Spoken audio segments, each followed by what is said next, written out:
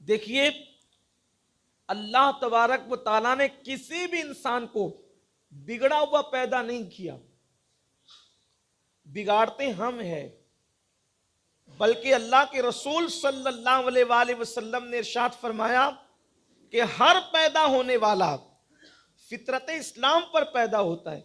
دنیا میں کوئی انسان بگڑا ہوا نہیں آتا، سب انسان دنیا کے اندر اسلام کی فطرت پر آتے ہیں۔ اور اسلام کی فطرت کیا ہے؟ اسلام کا مطلب ہوتا ہے فرما برداری اور تابع داری کے، یعنی ہر آنے والا بچہ فطرت اسلام پر آتا ہے۔ بگاڑنے والے ماں باپ ہیں، بگاڑنے والا گھر کا ماحول ہے، ورنہ آپ دیکھیں بچہ تو بگڑا ہوا پیدا ہی نہیں ہوا، بلکہ جب وہ ماں کے پیٹ میں تھا، بچہ جب ماں کے پیٹ میں رہتا ہے تو وہ کئی 40 دنوں کے اندر اس کی شکلیں بدلتی ہے۔ بچہ ماں کے پیٹ میں رہتا ہے تو اس کو ہر 40 دن کے بعد اس کی شکل بدلتی ہے۔ کسی 40 دن وہ تو نطفے کی شکل میں رہتا ہے، ایک پانی کے قطرے کی شکل میں، پھر کسی 40 دن وہ خون کے لوتھڑے کی شکل میں رہتا ہے، پھر کسی 40 دن وہ گوشت بن جاتا ہے، اور پھر اس کے بعد اللہ اس میں جان پیدا کرتا ہے۔ تو جس دن سے اس بچے کے اندر جان آتی ہے، کبھی وہ قیام کی حالت میں ہوتا ہے، کبھی وہ رکوع کی حالت میں ہوتا ہے، ماں کے پیٹ کی بات کرتا ہوں، یعنی کہ بچہ ماں کے شکم میں کبھی قیام میں ہے، کبھی رکوع میں ہے، اور آخری کے جو ایام آتے ہیں ان دنوں بچہ حالت سجدہ میں ہوتا ہے۔ اور جب بچہ حالت سجدہ میں ہوتا ہے تو سجدے کی برکت سے اللہ اسے دنیا دکھا دیتا ہے۔ بچہ تو آتا ہی ہے فطرت اسلام پر۔ اب اس کے بعد اس بچے کو آپ دیکھیں، بچے کے اندر کوئی نقص نہیں ہوتا، کوئی عیب نہیں ہوتا، کوئی برائی نہیں ہوتی، اور ایک بچے کو قدرت بطور امانت ہمارے پاس بھیجتی ہے۔ وہ تو آتا ہی ہے مٹھیاں بن کر کے، اس کی مٹھیاں بند کرنا بھی کئی رازوں کا سرچشمہ ہے۔ پھر اس کے بعد جب وہ روتا ہے تو اس کے رونے میں بھی اللہ کے نام کی صدا گونجتی ہے۔ اگر آپ اس پر غور کریں تو پتہ چلے گا کہ وہ رونے میں بھی اللہ رب العزت کے نام کی صدا بلند کرتا ہے۔ اسی طریقے سے بچہ پھر بڑا ہونے لگتا ہے۔ میرے آقا صلی اللہ علیہ وسلم کے دیوانوں، اب جو بچہ بڑا ہوتا ہے تو وہ اپنی ماں سے سیکھتا ہے کہ ماں کیا کر رہی ہے، باپ سے سیکھتا ہے کہ باپ کیا کر رہا ہے، گھر کے ماحول سے سیکھتا ہے کہ گھر کا ماحول کیسا ہے۔ مثال کے طور پر ہم لوگ یہ سنتے ہیں کہ فلاں بزرگوں نے 4 سال کی عمر میں قرآن ختم کیا، فلاں بزرگ نے 7 سال کی عمر میں قرآن ختم کیا، فلاں بزرگ نے 10 سال کی عمر کے اندر عالم کا کورس مکمل کر لیا، اس طریقے سے یہ علوم پڑھ لیے، وہ علوم پڑھ لیے۔ لیکن میں آپ سے پوچھنا چاہتا ہوں، آج ہم ایسا کیوں نہیں سنتے کہ کوئی 7 سال کا بچہ حافظ قرآن ہو گیا؟ یہ ہم آج کیوں نہیں سنتے؟ اس کی وجہ یہ ہے، جس گھر کے اندر گانوں کا ماحول ہو، جس گھر کے اندر سیریلوں کا ماحول ہو، جس گھر کے اندر سوتے وقت بھی ماں باپ جو ہے وہ سیریل دیکھتے دیکھتے سلاتے ہوں، پھر اس گھر کا بچہ قرآن مقدس سے قریب کیسے ہو سکتا ہے؟ آئیے میں آپ کو بتاؤں، اللہ اکبر، درود شریف کی بڑی عظیم کتاب ہے جس کو دلائل الخیرات شریف کہتے ہیں۔ یہ دلائل الخیرات شریف وہ ہے کہ جب سے یہ کتاب لکھی گئی ہے اس وقت سے لے کر آج تک اس کی مقبولیت کے اندر کبھی کمی نہیں آئی ہے، ہر دن اس کی مقبولیت بڑھتی جا رہی ہے۔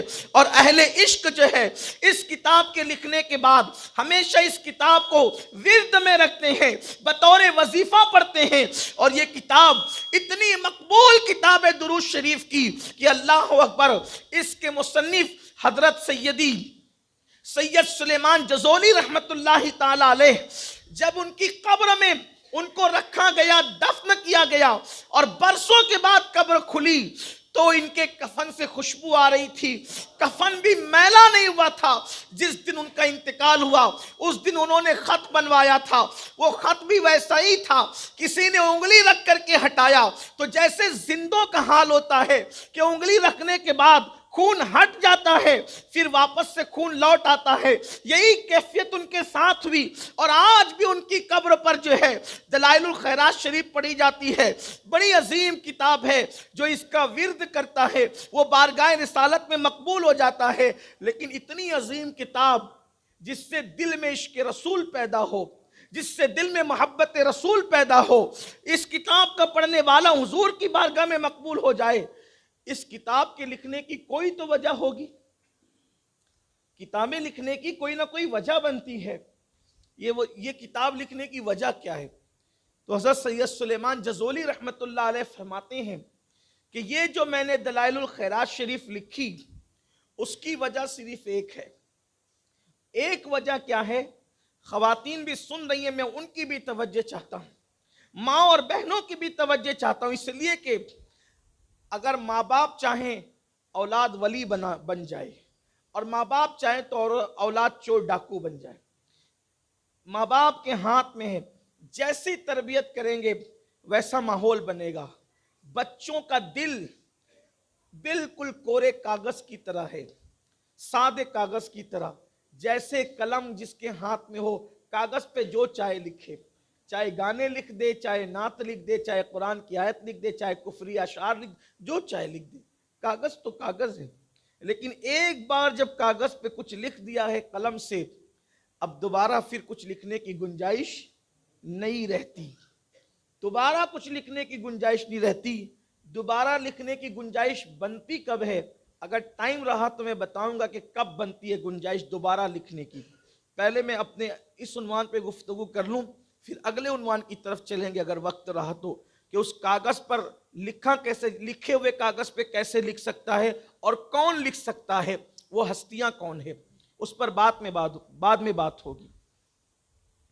حضرت سید سلیمان جزولی رحمت اللہ علیہ فرماتے ہیں ہم لوگ سفر میں تھے اور سفر میں عصر کی نماز کا وقت جا رہا تھا، نماز عصر کا وقت جا رہا تھا.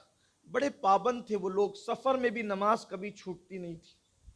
یہ اور بات ہے کہ ہم سوتے سوتے نمازیں ترک کر دیتے ہیں اور پھر بھی اپنے آپ کو عاشق رسول کہتے ہیں. فجر کی نماز میں مسجدیں ویران ہے. ایک بچہ جب اس کا باپ صبح اٹھ کے اس کو بولے گا کہ جا ظہر کی نماز کے لیے، اور وہ خود گھر میں پڑا رہے گا، تو بچے نے نمازی بننا کب ہے؟ نماز کا عنوان مسلمانوں کے مجمع کا ہے ہی نہیں. نمازی تو لوگ گھر میں بنتے تھے، ماں باپ نمازی بناتے تھے چھوٹے چھوٹے بچوں کو. اب ماں باپ نمازی نہیں بناتے تو اس لیے نماز کے لیے اب تقریریں کرنی پڑتی ہے مجبوراً خطبہ کو، ورنہ نماز کا عنوان مسلمانوں کی محفلوں کے لیے کب تھا؟ یہاں تو بچپنے سے نمازیں سکھائی جاتی تھی، بچوں کو مارا جاتا تھا نماز کے لیے کہ جاؤ نماز کے لیے. جیسے ہم ٹیوشن میں جانے کے لیے بچوں کو مارتے ہیں کہ ٹیوشن جا، اسکول جا. افسوس اس بات پر ہے کہ لوگ اسکول بھیجنے کے لیے تو بچوں کو مار کر اٹھاتے ہیں، لیکن نماز کے لیے لوگ بچوں کو مار کر نہیں اٹھاتے. یہ بڑا المیہ ہے. میں یہ نہیں کہتا کہ اسکول کے لیے نہ مارا کرو، میں تو یہ ضرور کہتا ہوں کہ اسکول جتنی اہم ہے اس سے زیادہ نماز اہم ہے. اس لیے کہ اسکول پڑھے گا تو دنیا کی کامیابی ہے، نماز پڑھے گا تو دنیا کی بھی کامیابی اور آخرت کی بھی کامیابی ہے. میں اسکول کا مخالف نہیں ہوں، الحمدللہ سنی دعوت اسلامی تو خود اسکولیں قائم کر رہی ہے. لیکن یہ بات آپ سے کہنا چاہتا ہوں، یہ جو دین کو دوسرے نمبر کا درجہ دیا جا رہا ہے، یہ جو دین کو معاذ اللہ پیچھے ڈھکیلنے کی کوشش کی جا رہی ہے، اس سے اپنی دنیا بھی تباہ ہوگی اور اپنی آخرت بھی تباہ ہوگی، اپنے بچوں کی دنیا اور آخرت بھی تباہ ہوگی. سید سلیمان جزولی رحمت اللہ علیہ فرماتے ہیں ہم مسافر تھے، نماز کا وقت جا رہا تھا، ہم نے سوچا جلدی سے نماز پڑھیں. آج کل کے دور کی طرح تو وہ دور نہیں تھا، لوگ اونٹوں پہ، گھوڑوں پہ، کھچروں پہ سفر کرتے تھے، پانی نہیں ملتا تھا، جلدی سے پینے کو نہیں ملتا تھا. انہوں نے کہا کہ وضو کے لیے ہم پانی ڈھونڈ رہے تھے، ہمیں کنواں نظر آیا، ہم کنویں پر گئے تو پانی نیچے تھا. اب ہم پریشان ہوئے، کوئی ڈول نہیں ہے، کوئی مٹکی نہیں ہے، کوئی برتن نہیں ہے کہ اس کو ہم ڈال کر کے پانی نکالیں.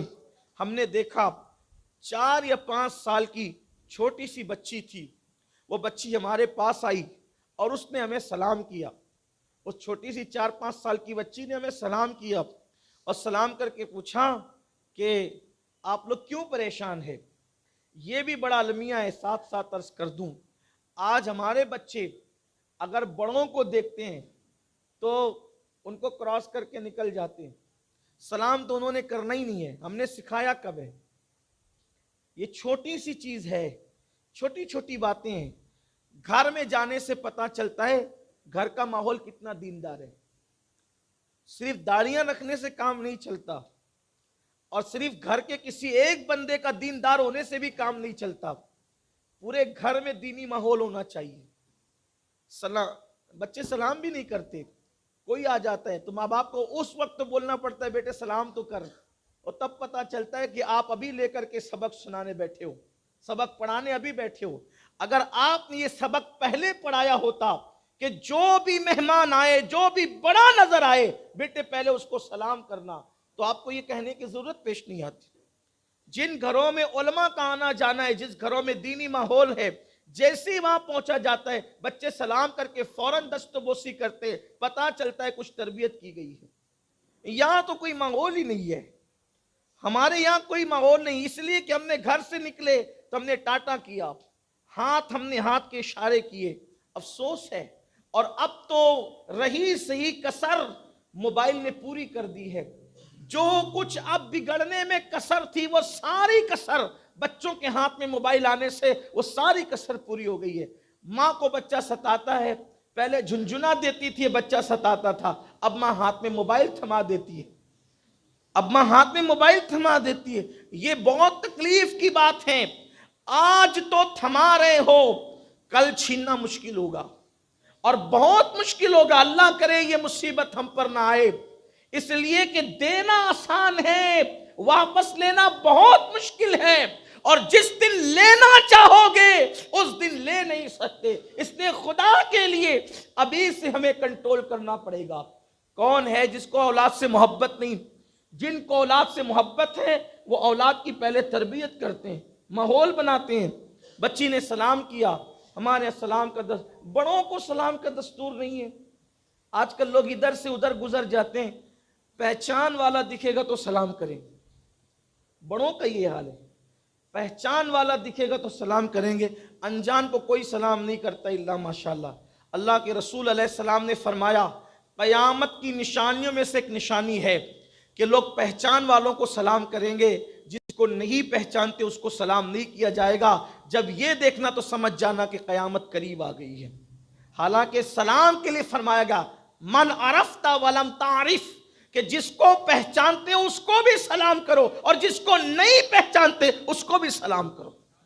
صحابہ کرام بازار میں اس لیے جاتے تھے، صرف بعض صحابہ بازار میں اس لیے جاتے تھے خود کہ بازار جاؤں گا تو زیادہ لوگوں سے میری ملاقات ہوگی، اور جتنوں سے ملاقات ہوگی اتنوں کو سلام کر کے مجھے نیکی حاصل کرنے کا شرف مل جائے گا۔ یہاں تو مزاج ہی بدل گیا ہے۔ ابھی سلام پر اگر گفتگو ہو تو یہ بھی ایک الگ عنوان ہے۔ حضور علیہ السلام کو یہ سنت اتنی پسند سلام کرنے کی کہ صحابہ کہتے ہیں حضور نے پوری زندگی کبھی ہمیں سلام کرنے کا موقع ہی نہیں دیا، حضور پہلے سے سلام کرتے تھے۔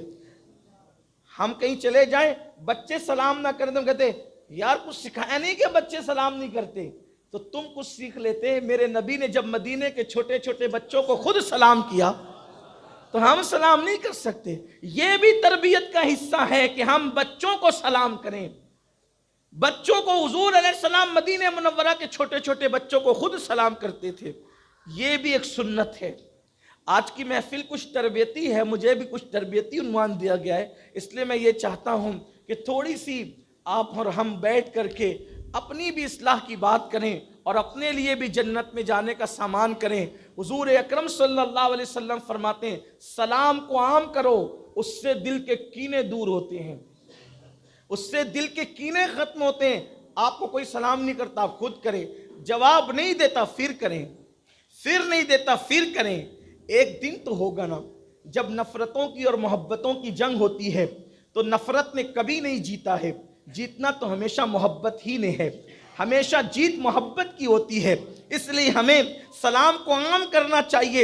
اتنا دل بڑا رکھو کہ اگر کوئی آپ کسی کو سلام کریں اور وہ جواب نہ دے، برا نہ مانو، मत बुरा मानो, इसलिए कि सलाम करना नबी की सुन्नत, सलाम करना अल्लाह की सुन्नत, सलाम करना फरिश्तों की सुन्नत।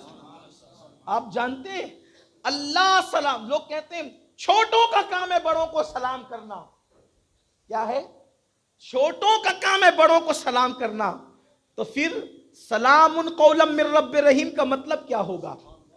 अल्लाह फरमाते हैं कयामत के दिन अल्लाह अपने बंदों पर सलाम नाजिल फरमाएगा। सलामुन अलैकुम तिबतुम, जब लोग जन्नत में जाएंगे तो अल्लाह के फरिश्ते जन्नत में जाने वालों को सलाम करेंगे। नबी सलाम करे, खुदा सलाम करे, फरिश्ते सलाम करे, हम क्यों सलाम नहीं करते? इसीलिए हम सुन्नी बच्चों को खुद सलाम करें, अपनी औरतों को सलाम करें, छोटा बड़े को करे, बड़ा छोटे को करे, पीर मुरीद को करे, मुरीद पीर को करे, एक दूसरे को करते रहे। हत्ता कि हम जब नमाजों से फारिग हो जाएं तो हम अपने नबी पर भी सलाम भेजा करें।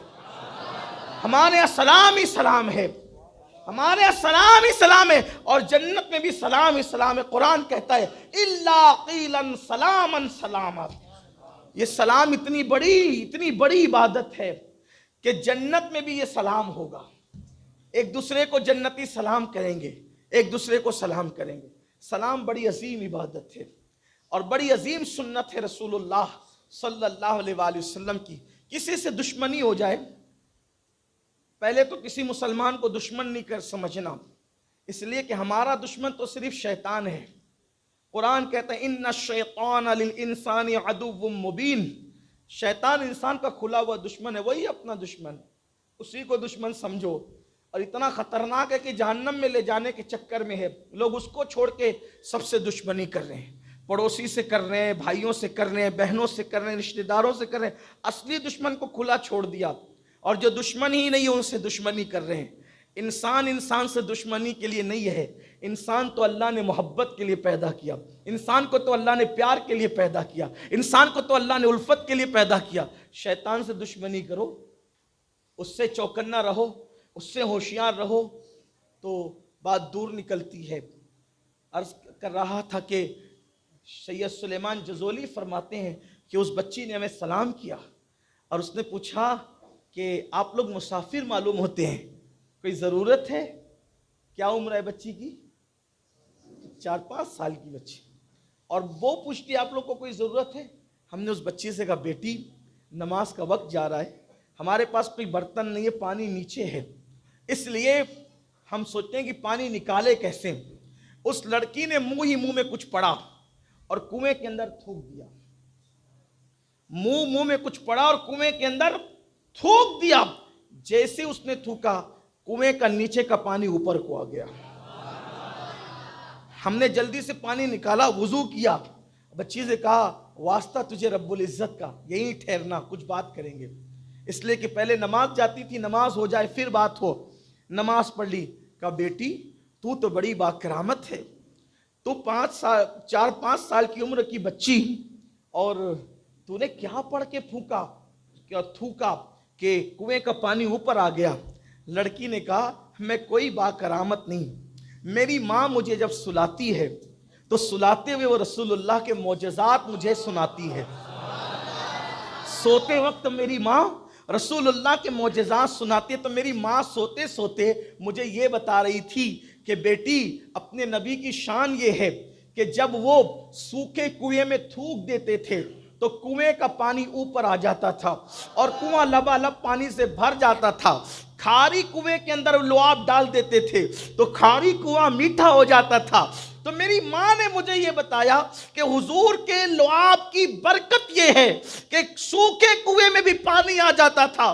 तो मैंने सोचा वो तो हुजूर है, सैयदुल अंबिया हैं, लेकिन आपकी मुसीबत ये है, तो मैंने सोचा कि मैं उनका नाम पढ़ लूं, इसलिए कि जात में बरकत है तो नाम में भी बरकत है। तो मैंने हुजूर पे दुरूद पढ़ा और दुरूद पढ़ के जिस जबान से दुरूद पढ़ा उसी का लुआब मैंने इस यकीन से कुएं में डाला कि जब लुआब से कुएं भर जाते थे तो दुरूद की बरकत से भी कुआं भर जाएगा, और फिर वो कुआं भर गया।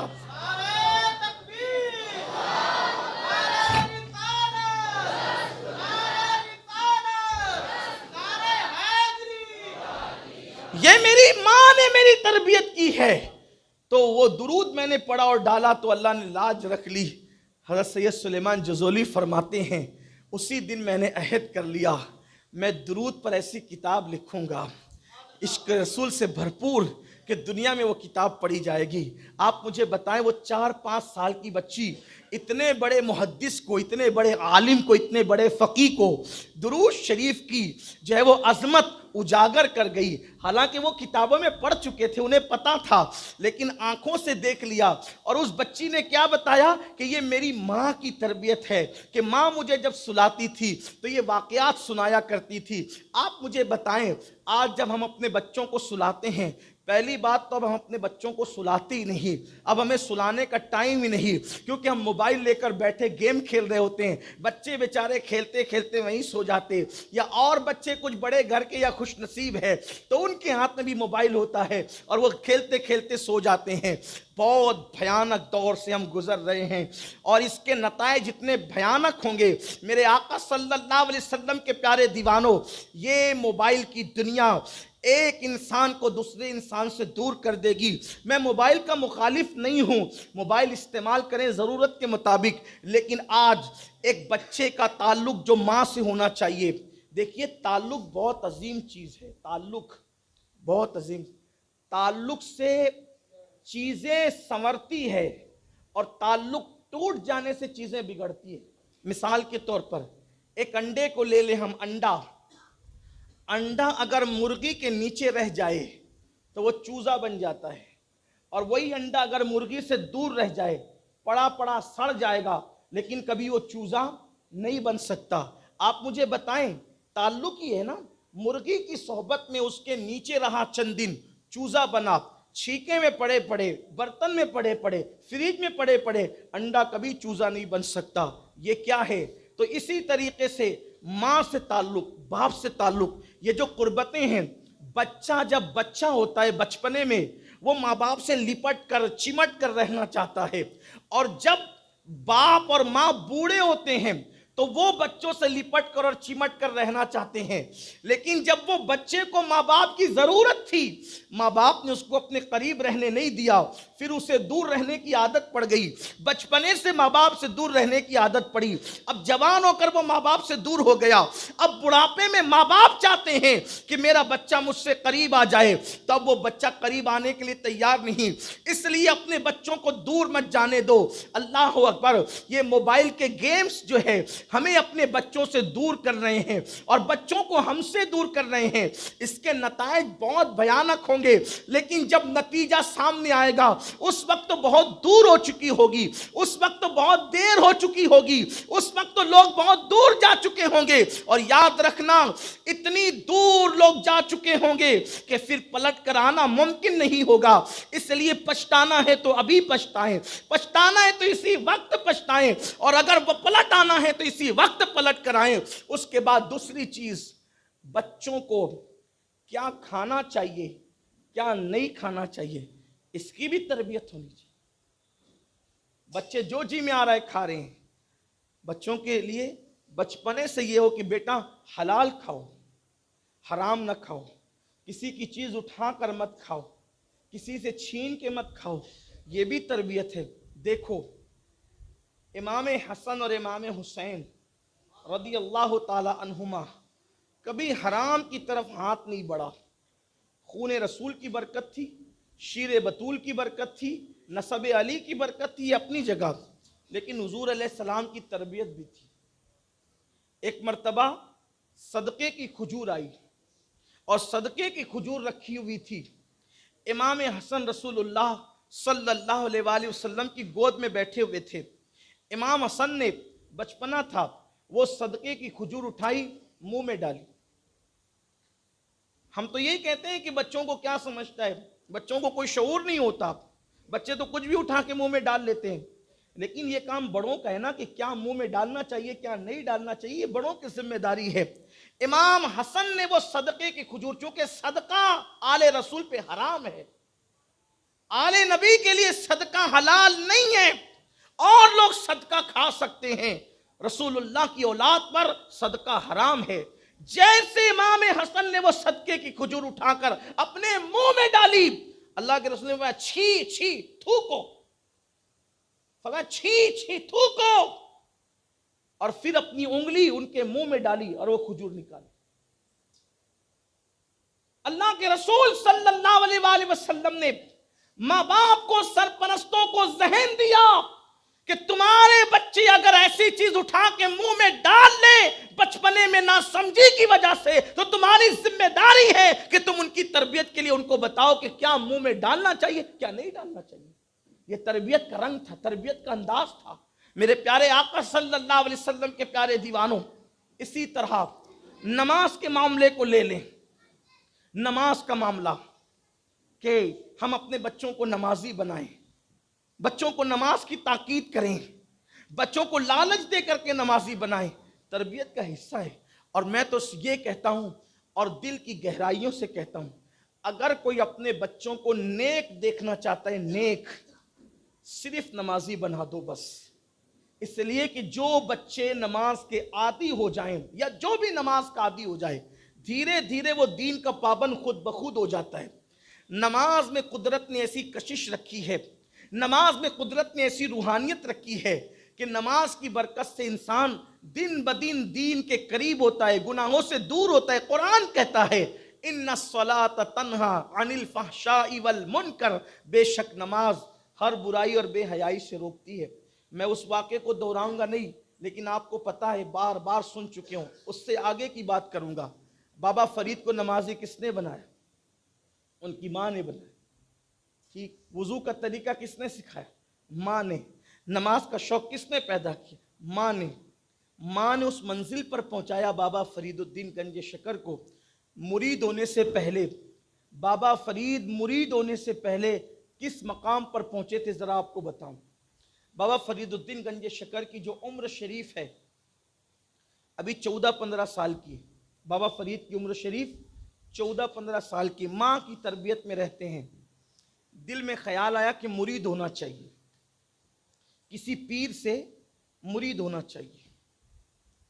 مرید ہونے کے لیے نکلے، پیر ڈھونڈنے کے لیے، اس لیے کہ پیر کی ضرورت اللہ تک پہنچنے کے لیے بہت زیادہ ہے۔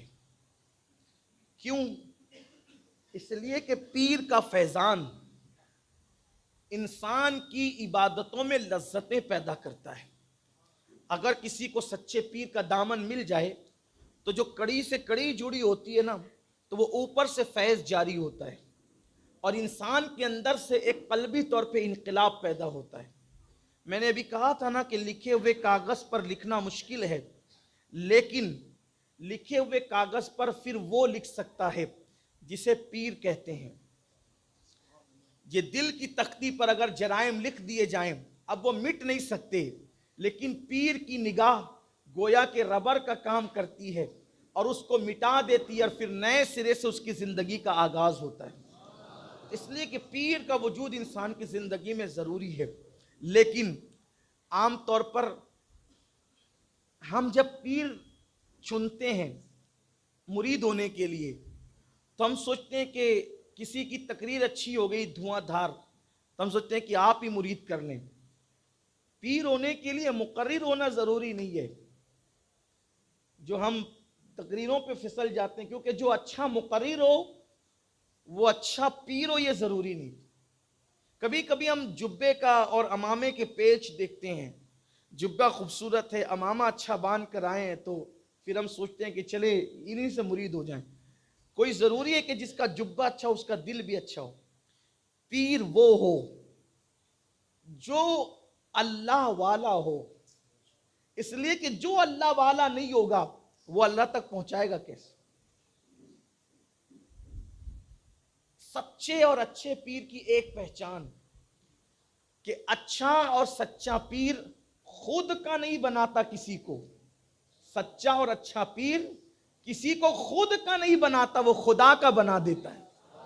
یہ اگر پیر آپ کو خدا والا بنا دے، میں واللہ کسی مسجد میں کہہ رہا ہوں، کسی شخصیت میرے دماغ میں نہیں ہے اس وقت، ایک جنرل بات کر رہا ہوں، آپ یہ نہ سمجھے کہ فلاں کے متعلق وہ کوئی فلاں ہے ہی نہیں میرے دماغ میں، جنرل بات کر رہا ہوں۔ اور اب تو پیری مریدی بھی بہت سارے لوگ، سب کی بات نہیں کرتا، کچھ اللہ والے ہیں، بہت سے لوگ بطور دھندا کرتے ہیں کہ پھر ہم مرید کر لیں گے تو نسلوں کا کاروبار چلنے لگے گا۔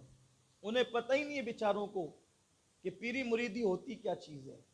اب تو چھوٹے چھوٹے بچے بھی ہمارے خاندیش میں مرید کرتے ہیں، ان سے مرید ہو جاؤ، ان سے مرید ہو جاؤ، انہیں ان کی استنجا کی سنتیں انہیں نہیں پتہ ہے، اور ہم مرید ہو رہے ہیں۔ لیکن اور پھر خیر سے کچھ ایجنٹ بھی بن جاتے ہیں لوگوں کے کہ چلیں ہم نے آپ کو خلافت دے دی، جب ہم آیا کریں گے تو آپ ماحول بنا دیا کریں کہ چند لوگ مرید ہو جائیں۔ دیکھیے آپ یہ نہ سمجھے کہ میں کسی کے لیے کچھ کہہ رہا ہوں، آپ کے بھلے کے لیے کہہ رہا ہوں۔ اور یہ بھی بڑا مسئلہ ہو گیا ہے کہ پہلے لوگ پیر ڈھونڈنے نکلتے تھے کہ پیر ملے، پہلے لوگ پیر ڈھونڈنے نکلتے تھے کہ پیر ملے، اب جب پیر ڈھونڈنے نکلتا ہے کہ مرید ملے۔ بھئی آپ کو ضرورت کیا ہے مرید ڈھونڈنے کی؟ پیر کو کیا ضرورت ہے مرید ڈھونڈنے کی؟ بلکہ یہ ہونا چاہیے کہ لوگ ڈھونڈتے ڈھونڈتے، بھئی کبھی کنواں بھی پیاسے تک گیا ہے؟ دنیا پیاسی ہوتی ہے تو کنویں تک آتی ہے، دنیا پیاسی ہوتی ہے تو کنویں تک آتی ہے۔ اہل شریعت کی تبلیغ کے لیے لوگوں تک آتے ہیں، لیکن جو معرفت کے جام پلانے والے ہیں لوگ ان تک آتے ہیں جو سچے طالب ہیں۔ بلکہ مرید کا مطلب ہی ہوتا ہے جو ارادہ کرے، جو طلب کرے۔ تو طالب کو ضرورت ہے نا کھانے تک اور دسترخوان تک آنے کی، کھانا چل کر نہیں آتا، بھوکا دسترخوان تک آتا ہے۔ ہاں لیکن واقعی کوئی اللہ والا آ جائے تو کوئی اپنی آخرت کی حصول کے لیے آپ کو مشورہ دے کہ بھئی فلاں سے مرید ہو جاؤ، یہ اس کا اخلاص ہے، یہ ایک الگ بات ہے۔ لیکن یہ کہ ہم جانتے ہیں کہ فلاں نماز بھی نہیں پڑھتا، ہم جانتے ہیں کہ فلاں گھر میں پڑا رہتا ہے، عورتوں سے بے پردہ ملتا ہے، 5 انگلیوں میں انگوٹھیاں پہنتا ہے، شریعت کا کوئی لحاظ ہی نہیں ہے اس کو، اس کے باوجود بھی ہم کہیں کہ بابا بڑے پہنچے ہوئے مرید ہو جاؤ، اور پھر وہ جناب بیٹھ کر کہتے ہیں ارے تجھے نماز کی کیا ضرورت ہے، میں بخشوا لوں گا۔ یہ بات تو رسول اللہ نے بھی صحابہ کو نہیں کہی، تو کون زندیق ہوتا ہے یہ بات کہنے والا؟ کیا رسول اللہ نے صحابہ کو کہی تھی کہ نماز چھوڑ دو میں تمہیں بخشوا لوں گا؟ واللہ میرے نبی کو یہ اختیار ہے کہ وہ جسے چاہے جنت عطا کر دیں، نبی مختار کل ہیں، جس کو جو چاہیں عطا کر دیں، جہاں بانی عطا کر دیں، بھری جنت ہبا کر دیں، نبی مختار کل ہیں، جس کو جو چاہیں عطا کر دیں۔ لیکن نہیں ہوتا ایسا۔ حضور نے فرمایا نماز میری آنکھوں کی ٹھنڈک ہے۔ اللہ کے رسول علیہ السلام نے فرمایا مومن اور کافر کے درمیان فرق کرنے والی چیز کو نماز کہتے ہیں۔ مومن اور کافر کے درمیان فرق کرنے والی چیز کا نام نماز۔ شریعت اول ہے، شریعت مقدم ہے۔ اس لیے پیر میں 4 چیزیں دیکھنی چاہیے، 4 شرط ہے پیر کے لیے۔ نمبر 1، سنی صحیح العقیدہ ہو، اس کا تعلق اہل سنت و جماعت سے ہو، عاشق رسول و سنی ہو، سنی سے العقیدہ ہو۔ ایک بات ہوئی۔ دوسری بات، شریعت کا پابند ہو، خلاف شرع کام علی اعلان نہ کرتا ہو، داڑھی نہ مڈاتا ہو، نمازیں نہ چھوڑتا ہو، عورتوں سے بے پردہ نہ ملتا ہو، یعنی پابندش۔ اور بھی تفصیل ہے شریعت کی تو بڑی تفصیل ہے، سنت اور شریعت کے خلاف کوئی کام نہ کرے، 2 ہوگی۔ تیسری چیز، کسی صاحب سلسلہ سے اس کو خلافت ملی ہو، ایسے نہیں کہ اٹھے چھٹے خود ہی پیر بن گیا ہو، کسی نے اس کو خلافت دی ہو، اس کی کڑیاں ملی ہوئی ہو، اور اس کا سلسلہ رسول اللہ تک جا کر متصل ہوتا ہو، حضور تک جا کر متصل ہوتا ہے۔ 3 باتیں ہو گئی۔ نمبر 1، عاشق سنی ہو، ایمان والا ہو۔ نمبر 2، شریعت کا پابند ہو۔ نمبر 3، اس کی خلافت میں اتصال ہو، کڑی جڑی ہوئی ہو۔ اور چوتھی اور آخری شرط یہ ہے، اس کے پاس اتنا علم ہو کہ وہ شریعت کے مسائل کو بغیر کسی کی مدد کے کتابوں کے ذریعے سے نکال سکے، اتنا علم اس کے پاس ہونا۔ یہ 4 شرطیں ہیں پیر کی، پیر کے اندر یہ 4 شرطیں ہونا ضروری ہے۔ اگر یہ 4 شرط ہو تو اس سے بیعت ہو جائیں، لیکن بیعت ہونے کے لیے یہی کہتا ہوں کہ پیر خود کا نہیں بنائے بلکہ خدا کا بنائے۔ اور اگر تلخ جملہ برداشت کر سکتے تو یہ بھی کر لیں کہ اس کی نظر آپ کی اور ہماری جیب پر نہ ہو بلکہ اس کی نظر ہمارے دل پر ہو۔ پیر کی نظر دل پر ہونی چاہیے، جیب پر نہیں ہونی چاہیے. وہ بے نیاز ہو، پیر بے نیاز ہو. ہاں اس لیے کہ جو خود دنیا دار ہوگا بیچارہ، آپ کے گھر میں آپ کے ہاتھ میں گھڑی بڑی اچھی لگتی ہے، حاجی صاحب کہاں سے لائی ہے؟ اور کہا کہ یہ تو لایا تھا حج کے موقع پر، یہ تو ہمارے ہاتھ میں اچھی لگے گی. تو پھر یہ مسئلے نہیں ہوتے. اس لیے کہ جو دے نہ سکے وہ پیر کیسا ہو سکتا ہے؟ پیر دینے والا ہوتا ہے، مانگنے والا نہیں ہوتا. بتا دو غریب نواز کو، دیا ہے مانگا نہیں. غوث پاک دیا ہے مانگا نہیں. مخدوم سمنا دیا ہے مانگا نہیں. محبوب الہی دیا ہے مانگا نہیں. امیر خسرو دیا ہے مانگا نہیں. صابر کلیر دیا ہے مانگا نہیں. اللہ اکبر قطب الدین بختیاری کاکی دیا ہے مانگا نہیں. مانگنے والے لوگ نہیں. اس لیے کہ جو مرید سے مانگے اس کا تعلق پھر اللہ سے ہوگا کب؟ اس لیے کہ جن کے تعلق خدا سے ہوتے ہیں وہ مخلوق کے آگے ہاتھ نہیں پھیلایا کرتے. غوث پاک فرماتے ہیں شرک کی 2 قسمیں. یہ پیران پیر کی بات کر رہا ہوں، آپ نہ سوچیں کہ میں ہوا میں گرے لگانے لگا ہوں. پیران پیر جس کی نظر کے بغیر کوئی پیر بن نہ سکے، اس پیران پیر کی بات. ابدال جس کی چوکھٹ پہ جھاڑو لگائیں وہ پیران پیر. چور جس کے یہاں چوری کرنے آئے تو قطبیت کا مقام لے جائے وہ پیران پیر. غوث پاک میرے مرشد کی شان کیا ہے؟ اللہ اکبر. غوث پاک کی شان تو یہ ہے کہ فرماتے ہیں کہ ایک دور وہ تھا جب میں کعبے کا طواف کرتا تھا، اب ایک دور یہ آیا ہے کہ کعبہ میرے گھر کا طواف کرتا. اور اہل سنت کے امام کہتے ہیں سارے اقطاب جہاں کرتے ہیں کعبے کا طواف، کعبہ کرتا ہے طواف در والا تیرا. پیر دینے والا ہو، مانگنے والا نہیں. بڑی تمثیل ہے، بڑی مثال ہے، بڑی تاریخ ہے بہت سی. تو غوث پاک فرماتے ہیں شرک کی 2 قسم، ایک ہے ظاہری شرک، ایک ہے باطنی شرک. ظاہری شرک ہوتی ہے کہ کوئی غیر اللہ کو کی عبادت کرے، غیر اللہ کی عبادت کرے، یہ ظاہر. اور باطنی شرک یہ ہے کہ کوئی اللہ سے امید لگانے کی بجائے بندوں سے امید لگانے لگے، یہ باطنی شرک ہے. امید اللہ سے، میرا اللہ مجھے دے گا. اور یاد رکھنا جس کی امید اللہ سے، حضور علیہ السلام فرماتے ہیں میرے جوتے کے تسمے بھی ٹوٹ جاتے ہیں تو میں اللہ ہی سے مانگتا ہوں، اللہ ہی سے مانگتا ہوں. اور جو اس پر یقین کر لے اللہ اس کے لیے کافی ہے. جو اللہ پہ بھروسہ کرے اللہ اس کے لیے کافی ہے. بات دور نکلتی ہے. عرض کر رہا تھا کہ حضرت بابا فرید الدین گنج شکر 14-15 سال کی عمر میں پیر ڈھونڈنے نکلے. جب پیر ڈھونڈنے نکلے تو کسی نے کہا کہ بغداد میں شیخ شہاب الدین عمر سہروردی بہت بڑے پیر ہیں، اور تھے بھی بڑے، صاحب عوارف المعارف اور شیخ الشیوخ ان کا لقب ہے. غوث پاک کے خلیفہ ہیں اور غوث پاک کے ڈائریکٹ خلیفہ بھی ہیں. شیخ الشیوخ شیخ شہاب الدین عمر سہروردی. غوث پاک نے ان سے کہا تھا شہاب الدین تیرے بعد تجھ جیسا ولی قیامت تک عراق میں پیدا نہیں ہو سکتا. یہ ہے شیخ شہاب الدین عمر سہروردی، سلسلہ سہروردیہ کے امام شیخ شہاب الدین عمر سہروردی، کہ تیرے بعد تجھ جیسا ولی عراق میں پیدا نہیں ہوگا. ان کی خانقاہ میں حضرت بابا فرید 14-15 سال کی عمر میں کسی نے کہا وہ بہت بڑے پیر ہے، مرید ہونے کے لیے گئے تو دسترخوان لگا تھا خانقاہ میں، کھانے کا وقت ہو رہا تھا، دسترخوان لگا تھا. جیسے بابا فرید پہنچے، ابھی آپ کو فرید نہیں کہا جاتا تھا، فرید آپ کا لقب ہے، آپ کو مسعود نام سے جانا جاتا تھا، مسعود. تو اندر گئے، دسترخوان لگا تھا، بڑے بڑے علماء، زعماء، فقہا، عمرہ سب بیٹھے ہوئے تھے. حضرت شیخ شہاب الدین عمر سہروردی بھی دسترخوان پہ تھے. کہتے ہیں کہ ولی کو ولی پہچانتا ہے، ولی کو ولی پہچانتا ہے. یعنی اگر کسی کو پہچاننا ہے کہ یہ کون ہے تو خود کو بھی ولی بننا پڑے گا. غیر ولی ولی کو نہیں پہچانتا، اور وہ کسی کی پیشانی پہ تھوڑی لکھا ہوتا ہے کہ یہ ولی ہے، بلکہ اللہ کا فرمان ہے اولیائی تحت قبائی، کہ میرے ولی میری چادر غیرت کے نیچے چھپے ہوئے ہیں. انہیں میں جانتا ہوں، میرے سوا کوئی نہیں جانتا. یہ اللہ کے ولیوں کی شان.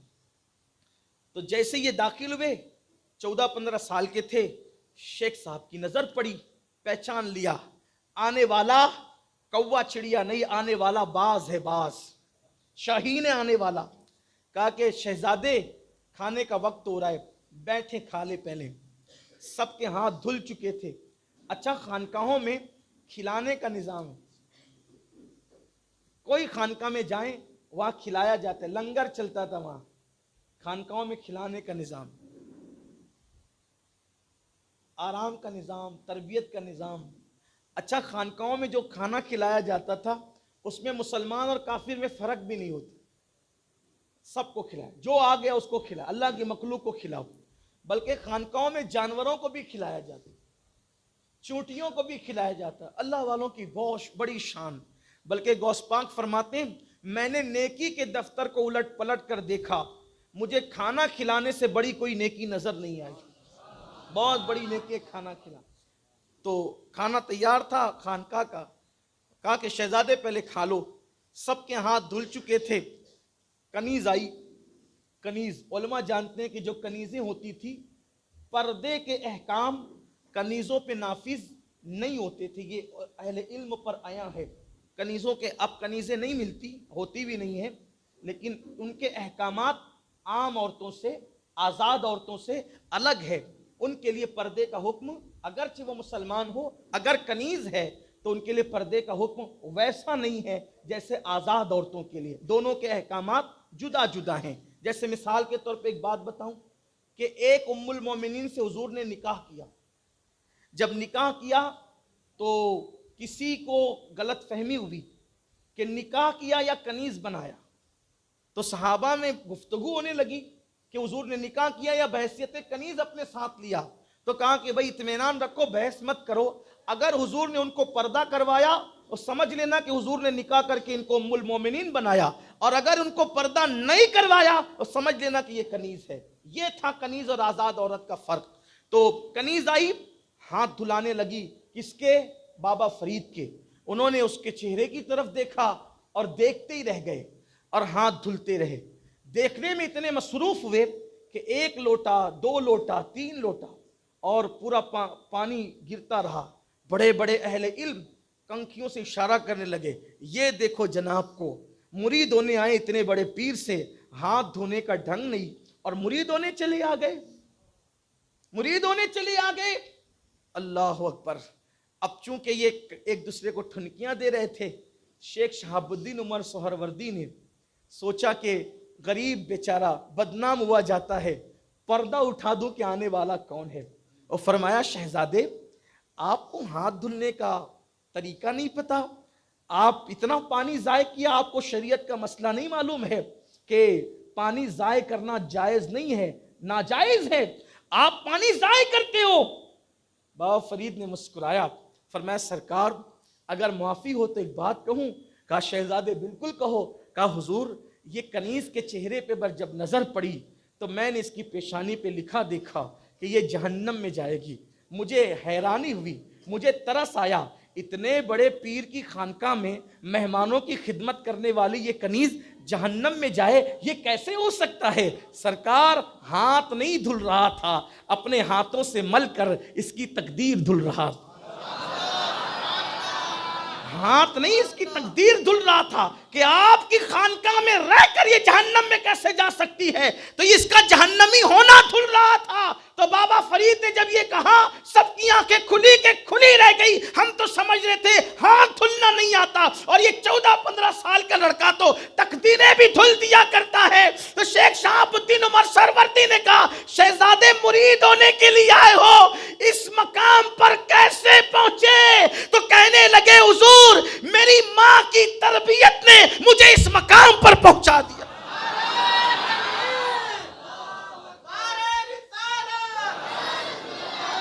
میری ماں کی تربیت نے، ماں نے وہ تربیت کی کہ اس مقام پہ پہنچا دیا. پھر شیخ شہاب الدین نے فرمایا شہزادے جب مرید ہونے سے پہلے یہ حال ہے تو آپ کا حصہ ہمارے پاس نہیں ہے. وہ غریب نواز کا جو مرید اور جانشین ہے جسے دنیا قطب الدین بختیار کاکی کہتی ہے, وہاں جاؤ, اللہ نے آپ کا حصہ وہاں رکھا. یہ ہے دیکھو تربیت کی. ماں باپ اس طرح تربیت کرتے تھے, لیکن ابھی تو اپنے بچوں کو ہم غسل کی سنتیں ہیں, وضو کی سنتیں ہیں, نماز کی سنتیں ہیں, حتیٰ کہ ہمیں خود اتحیات صحیح یاد نہیں, ہم اپنے بچوں کو اتحیات کیسے پڑھائیں گے؟ یہ بہت بڑا المیہ ہے. اس لیے میرے بھائیوں, اللہ نے اولاد دی ہے, ان کی صحیح تربیت کرو. دیکھو تربیت نہ کرنے کی نحوست ہے, تربیت نہ کرنے کی گندگی ہے کہ معاذ اللہ ثم معاذ اللہ. آج ہماری بیٹیاں جو ہے وہ غیروں کے ساتھ بھاگ رہی ہیں. بیٹیاں پسند کی شادی, ہر ایک کی بیٹی ایسی ہے میں یہ بات نہیں کرتا, ماحول بن رہا ہے. آج جتنی لڑکیاں فیس بک پر ہے, سوچیں ذرا, جو مذہب عورت کو مسجد میں عبادت کے لیے آنے سے روک دے, اس مذہب میں فیس بک پر جانے کی اجازت کیسے ہوگی؟ سوچیں نا ذرا, غور تو فرمائیں آپ. ہم سوچیں صحیح, ہم نے کہاں پہنچایا اپنی اولاد کو, ہم نے کہاں پہنچا. تربیت کا فقدان ہے. ہم اپنے بچوں کو, بچیوں کو وہ ماحول نہیں دے پا رہے. بچیاں فیس بک پر آ گئی, بلکہ اب تو مسلم بچیاں باضابطہ طور پر جو ہے ٹک ٹاک پر بھی آ گئی. یہ ماحول ہو گیا, فون پر باتیں ہو رہی ہے. ایک وقت تھا تربیت کا ماحول. تربیت کا کیا ماحول تھا آئیے بتاؤں آپ کو. ایک بادشاہ تھے, اس بادشاہ کا نام تھا شجاع, اور وہ کرمان کے تھے اس لیے ان کا نام تھا شجاع کرمانی. شجاع کرمانی ان کا نام تھا. ایک دن ایسا ہوا کہ انہیں شکار کا بہت شوق تھا. شجاع کرمانی کو, کرمان کے بادشاہ کو شکار کا بہت شوق تھا. شکار کرتے کرتے کرتے کرتے جنگل میں نکل گئے. ایک اللہ کے ولی کی ان پہ نظر پڑ گئی. ولی کی نظر پڑی, کہا شجاع یہ شکار کے لیے دنیا میں آئے ہو؟ یہ شکار کے لیے دنیا میں آئے ہو یا اللہ کے لیے دنیا میں آئے ہو؟ بس ایک جملے نے زندگی بدل دی. اللہ والوں کی زبان کی تاثیر ہی جدا ہے. ایک جملے میں زندگی بدل گئی. گھر آئے, چھوٹے بھائی کو بلائے, ادھر آؤ, آج سے بادشاہت تمہارے ذمہ ہے. ہم چلے بادشاہت چھوڑ کے. اپنے جیسا بھائی ہوتا تو کہتا سبحان اللہ بھیا بہت اچھی بات ہے, لیکن وہاں ماحول ہی الگ تھا. یہاں تو ایک ایک انچ پر زمین کی, ایک ایک انچ پر بھائیوں پہ کیس کیا جاتا ہے. کھیتی باڑی کے حصے بکرے پہ ایک دوسرے کا مرڈر کیا جاتا ہے. یہ ہمارا حال ہو گیا ہے. کتنی چیزوں پہ روئیے گا اور کتنی چیزوں پہ ماتم کیجیے گا, کتنی چیزوں پہ افسوس کیجیے. ایک دور وہ تھا کہ ایک یہودیوں کا قافلہ ایک راستے سے گزرا تو بیچ میں پتھر پڑا ہوا دیکھا, تو یہودی آپس میں باتیں کر رہے تھے, شاید اس راستے سے کوئی مسلمان نہیں گزرا ہوگا. اگر کوئی مسلمان یہاں سے گزرتا تو کبھی یہاں یہ پتھر پڑا نہ ملتا, کیونکہ مسلمان رستے میں تکلیف دینے والی چیز کو کبھی برداشت نہیں کرتا. اور یہاں تو درجنوں اتی کرمن ہم ہی کیے ہوئے گلیوں کے اندر, لوگوں کو گزرنے کے لیے تکلیف ہے. مسلمانوں کے محلے میں جائیں پھر گلیاں دیکھیں, 60 فٹ چھوڑ رکھی تھی تو 20 فٹ مشکل سے ہوگی. وہ بھی ان کی مجبوری ہے, اگر کوئی روکنے والا نہ ہو تو وہ راستے بھی ختم کر دیں. یہ صورتحال, سبھی کھا جائیں, سبھی ہاتھ ہتھیا لیں, یعنی نیتیں تک خراب ہو گئی ہے. اسلام کہاں نظر آتا ہے؟ نہ مسجد میں نظر آتا ہے, نہ گلیوں میں نظر آتا ہے, نہ کوچوں میں نظر آتا ہے, نہ گھروں میں نظر آتا ہے. کہاں اسلام نظر آتا ہے؟ کہاں وہ ظرف تھا کہ دوسرے کی جان بچانے کے لیے خود کی جان داؤ پہ لگا دی جاتی تھی, اور کہاں چھوٹی چھوٹی چیزوں کے لیے ایک دوسرے کو قتل کر رہے ہیں, ایک دوسرے پہ کیس کر رہے ہیں, ایک دوسرے کی عزت پر حملہ کر رہے ہیں, ایک دوسرے کی آبرو لی جا رہی ہے. یہ صورتحال ہے. اسلام کہاں؟ اسلام تو بہت خوبصورت ہے. جو اسلام قرآن نے بیان کیا ہے وہ آج ہماری زندگیوں میں مجھے نظر نہیں آ رہا ہے. چھوٹے بھائی نے کہا کیا کر رہے ہیں آپ؟ ایسا نہیں ہو سکتا, ایسا بالکل نہیں ہوگا, آپ ہی بادشاہ رہیں گے, کوئی کمی ہو تو بتائیں ہم پوری کریں گے. کہا نہیں, بہت سوچ سمجھ کے فیصلہ کیا ہے, میں نے بادشاہ چھوڑ دینا ہے. بہت منایا, نہیں مانے, فیصلہ ہو گیا سو ہو گیا. اچھا بھائی آپ جا رہے ہیں نا, بھابھی کو اور آپ کی بچی کو آپ جانے نہ دیں. نعرہ تکبیر. الحمد للہ رب العالمین والعاقبۃ للمتقین والصلاۃ والسلام علی سید الانبیاء والمرسلین وعلی آلہ واصحابہ الطیبین الطاہرین اما بعد فاعوذ باللہ من الشیطان الرجیم بسم اللہ الرحمن الرحیم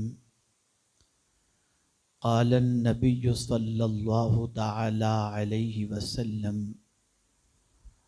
الا ان فی الجسد مضغۃ اذا صلحت صلح الجسد کلہ واذا فسدت فسد الجسد کلہ الا وہی القلب الا وہی القلب الا وہی القلب صدق رسول اللہ صلی اللہ تعالی علیہ وآلہ وسلم۔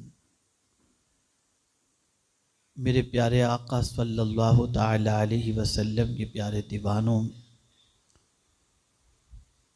سیدنا غوث الثقلین قطب ربانی محبوب حقانی قندیل نورانی میران شاہ شیخ سیدنا سید عبدالقادر جیلانی رضی اللہ المولا تبارک و تعالی عنہ کی عظمت اور مقام کو آپ نے محب گرامی حضرت مولانا سید امین القادری صاحب سے سماعت فرمایا۔ چونکہ آج کی یہ نشست وابستگان سلسلہ اور وابستگان تحریک کی تربیت سے متعلق ہے،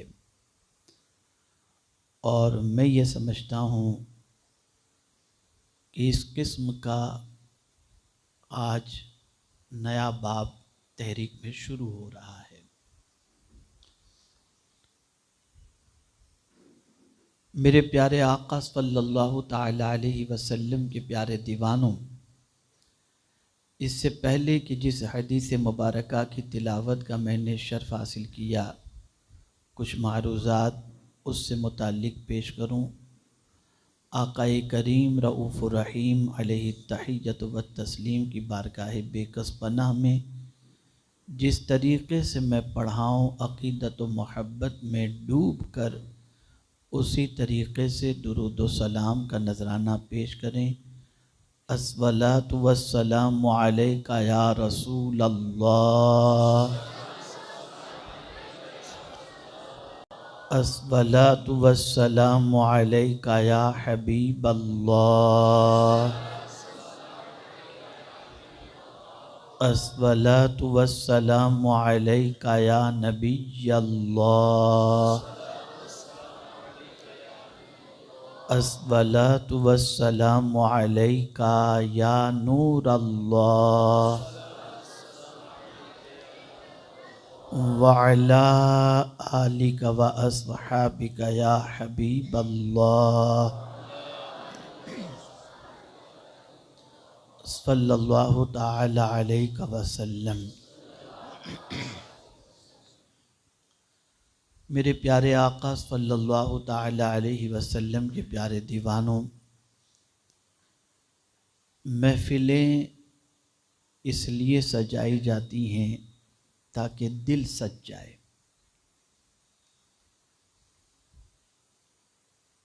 اور اگر محفلوں میں آنے کے بعد دل میں انقلاب پیدا نہ ہو اور عادات و اطوار کے اندر کوئی تبدیلی پیدا نہ ہو تو آنے جانے کا ثواب تو لکھ دیا جائے گا، مقصد حاصل نہیں ہوگا۔ آج آپ دیکھتے ہیں کہ جمعہ کے خطاب میں، اجتماعات میں، جلسوں میں، کانفرنس میں امت مسلمہ کو یہ بتایا جاتا ہے کہ نگاہوں کی حفاظت کرو، کانوں کی حفاظت کرو، زبان کی حفاظت کرو، پیروں پر چل کر گناہوں کے اڈوں پہ نہ جاؤ، ہاتھوں سے ظلم و زیادتی نہ کرو، یہ ساری چیزیں بتائی جاتی ہیں۔ لیکن دیکھتے ہیں کہ مسجد میں نماز پڑھ کر کے بندہ باہر نکلتے ہی اللہ رحم و کرم فرمائے بہت ساروں کی نگاہیں آوارہ ہو جاتی ہیں، تھوڑی دیر بھی نگاہ کی وہ حفاظت نہیں کر پاتا، اور دنوں رات انسان سے کتنے گناہ ہوتے ہیں وہ ہر کوئی بندہ اپنے اعمال کے بارے میں خود سے زیادہ کوئی دوسرا اس کا رب کے علاوہ جاننے والا نہیں۔ یہ مسلمانوں کی پستی، یہ دلوں کی بے قراری، یہ طبیعت کی بے چینی، یہ ساری چیزیں اس لیے ہیں کہ ہمارا دل گندا ہے۔ ہاتھ اگر گناہ کی طرف بڑھ رہا ہے تو دل کے خراب ہونے کی وجہ سے، آنکھیں گناہ کو دیکھ رہی ہیں دل کے خراب ہونے کی وجہ سے، قدم گناہ کی طرف بڑھ رہے ہیں دل کے خراب ہونے کی وجہ سے، زبان سے گانے، گالیاں، غزلیں اور غیبت، جھوٹ، یہ ساری چیزیں سرزد ہو رہی ہیں دل کے خراب ہونے کی وجہ سے۔ اگر پورا وجود گناہ کی طرف بڑھ رہا ہے تو دل کے خراب ہونے کی وجہ سے، اس لیے کہ آقائے کریم رؤوف الرحیم علیہ التحیۃ والتسلیم نے ارشاد فرمایا، الا آگاہ ہو جاؤ، ان فی الجسد مدغۃ، بے شک جسم میں ایک گوشت کا ٹکڑا ہے، اگر وہ درست رہا تو پورا جسم درست رہے گا، اور اگر وہ بگڑ گیا تو پورا وجود بگڑ جائے گا۔ آگاہ ہو جاؤ، وہ دل ہے، وہ دل ہے، وہ دل ہے۔ اگر آنکھ کوئی غلط کام کر رہی ہے تو سمجھ لینا دل خراب ہو چکا ہے، فتویٰ لینے کی ضرورت نہیں ہے کسی سے۔ ہاتھ اگر گناہ کی طرف بڑھ رہا ہے تو سمجھ لینا یہ دل خراب ہو گیا ہے، اس لیے کہ دل چاہتا ہے، ہاتھ حرکت میں آتا ہے، دل چاہتا ہے، آنکھ بھٹک جاتی ہے، دل چاہتا ہے، قدم گناہ کی طرف بڑھتے ہیں، دل چاہتا ہے، زبان پھسل جاتی ہے، دل چاہتا ہے، کان مغلظات یا گانے سننے کے لیے آمادہ ہو جاتے ہیں۔ تو سارا معاملہ جو ہے وہ دل کا ہے۔ میرے پیارے آقا صلی اللہ تعالی علیہ وسلم کے پیارے دیوانوں، کپڑا گندا ہو جائے آپ صابن سے صاف کر لیجئے، بدن گندا ہو جائے، ہاتھ پیر گندگی سے آلودہ ہو جائیں تو پانی سے صاف کر لیجئے۔ دل تک تو پانی پہنچتا بھی نہیں ہے ہاتھ سے، آپ کیسے اس کو صاف کریں گے؟ جب دل گندا ہو چکا ہے تو اس کی صفائی کیسے ہو؟ دل کی پاکیزگی کیسے ہو؟ دل کی صفائی کیسے ہو؟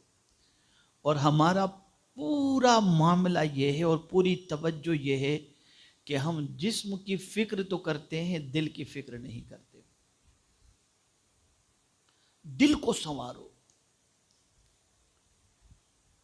اس لیے کہ قرآن نے کہا قد افلح من تزکا، مراد کو وہ پہنچا جس نے ستھرائی حاصل کی یا جو ستھرا ہوا۔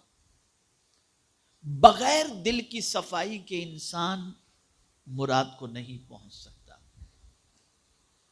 اب آپ ہم سب یہ جانتے ہیں کہ ہمارا دل گندا ہو چکا ہے، اور اس کی گندگی کی سب سے بڑی نشانی یہ ہے کہ نیکیوں میں اچھا نہیں لگتا، گناہوں میں طبیعت کو اچھا لگتا ہے۔ آج لوگوں کو مسجد میں اچھا نہیں لگتا، تلاوت ہوتی ہے تو آدمی کو بے چینی ہوتی ہے، یہ دل کی بیماری کی وجہ ہے۔ کہ دل گندا ہو چکا ہے. تو اب یہ دل کو کیسے سنوارا جائے؟ تو چونکہ میرا آپ سے کئی قسم کا رشتہ ہے، تو میری پہلی ذمہ داری یہ بنتی ہے کہ ہم سب مل کر اپنے قلب کی اصلاح کی فکر کریں، تاکہ ہمارا دل صاف ستھرا ہو جائے تو انشاءاللہ العظیم ہمارا وجود بھی سلامت رہے گا، اور دل کے صاف ستھرے ہونے کی وجہ سے اللہ رب العزت کامیابی اور کامرانی بھی عطا فرمائے گا. میرے پیارے آقا صلی اللہ تعالی علیہ وسلم کے پیارے دیوان و امام غزالی رحمت اللہ تعالی علیہ دل کی اصلاح کے حوالے سے فرماتے ہیں کہ 10 چیزیں ایسی ہیں جس سے دل کا تزکیہ، دل کی صفائی اور دل کے حالات کو سنوارا جاتا ہے. اس میں سے پہلی چیز امام غزالی رحمت اللہ تعالی علیہ نے فرمایا توبہ. اس لیے کہ آپ دیکھیں کہ اگر کوئی پلیٹ گندی ہے اور اس میں آپ کو لا کر کے کوئی بریانی پیش کرے تو آپ کی طبیعت خراب ہو جائے گی. بریانی تو اچھی تھی لیکن برتن خراب ہو تو طبیعت خراب ہو جائے گی. لیکن اگر برتن صاف ستھرا ہے تو اس میں کوئی دال لا کر کے بھی کھلائے گا تو طبیعت خراب نہیں ہوگی. برتن صاف کرو. تو دل ایک برتن ہے. یہاں تک کہ اولیاء کرام کے دل کے حوالے سے فرمایا گیا وہ اللہ عز و جل کے پیالے ہیں، اور اللہ اپنا جام توحید اللہ کے ولیوں کے دل سے پلایا کرتا ہے. یعنی اللہ کے ولیوں کے دل ایسے ہیں کہ جو ان کے قریب ہوتا ہے اسے جام محبت الہی نصیب ہو جایا کرتا ہے. پیالہ بتایا گیا اولیاء کے دل کو. تو ہم سب کا دل گندا ہے، سب کا دل الا ماشاء اللہ ایک دم پرا گندا. اگر جھانک کر دیکھیں گے تو دل میں سوائے گندگی کے اور کوئی چیز نظر نہیں آئے گی. اب میں ان گندگیوں کا تذکرہ کرنے جاؤں تو اس میں وقت نکل جائے گا، لیکن آج دل کی صفائی کے حوالے سے کچھ ضروری باتیں آپ کے گوش گزار کر دوں، تاکہ آج کی نشست میں احوال قلب کی اصلاح کا پہلا دستور آپ سیکھ کر کے یہاں سے اٹھیں انشاءاللہ. توبہ، اس کے حوالے سے فرمایا گیا دل کے احوال کو سنوارنے کے لیے، دل کے حالات کو سنوارنے کے لیے، دل کے گناہوں کو، دل کے دھبوں کو مٹانے کے لیے پہلا کام یہ ہے کہ بندہ توبہ کرے. اب توبہ ہے کیا؟ کیا اس طرح سے کان پکڑ لینا توبہ ہے، گال پہ 2 تماچا مارنا توبہ ہے؟ آج میں آپ کو توبہ کا ایک نیا مفہوم سمجھاتا ہوں، اور میں یقین کے ساتھ انشاءاللہ کہتا ہوں اور یقین رکھتا ہوں کہ انشاءاللہ اس چیز کو سمجھنے کے بعد اپنے دل کے گندے ہونے کا احساس اور اس کا علاج بھی انشاءاللہ سمجھ میں آئے گا. توبہ کا کیا معنی ہے؟ توبہ اس معنی کا نام ہے جو 3 چیزوں سے عبارت ہے: علم، حال اور عمل.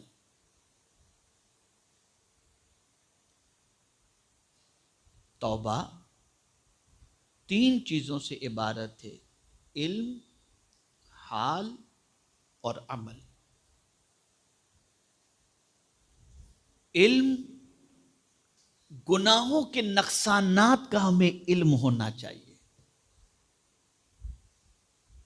بھئی آپ دیکھیں نا، کورونا کی وجہ سے آدمی کیا کرتا ہے؟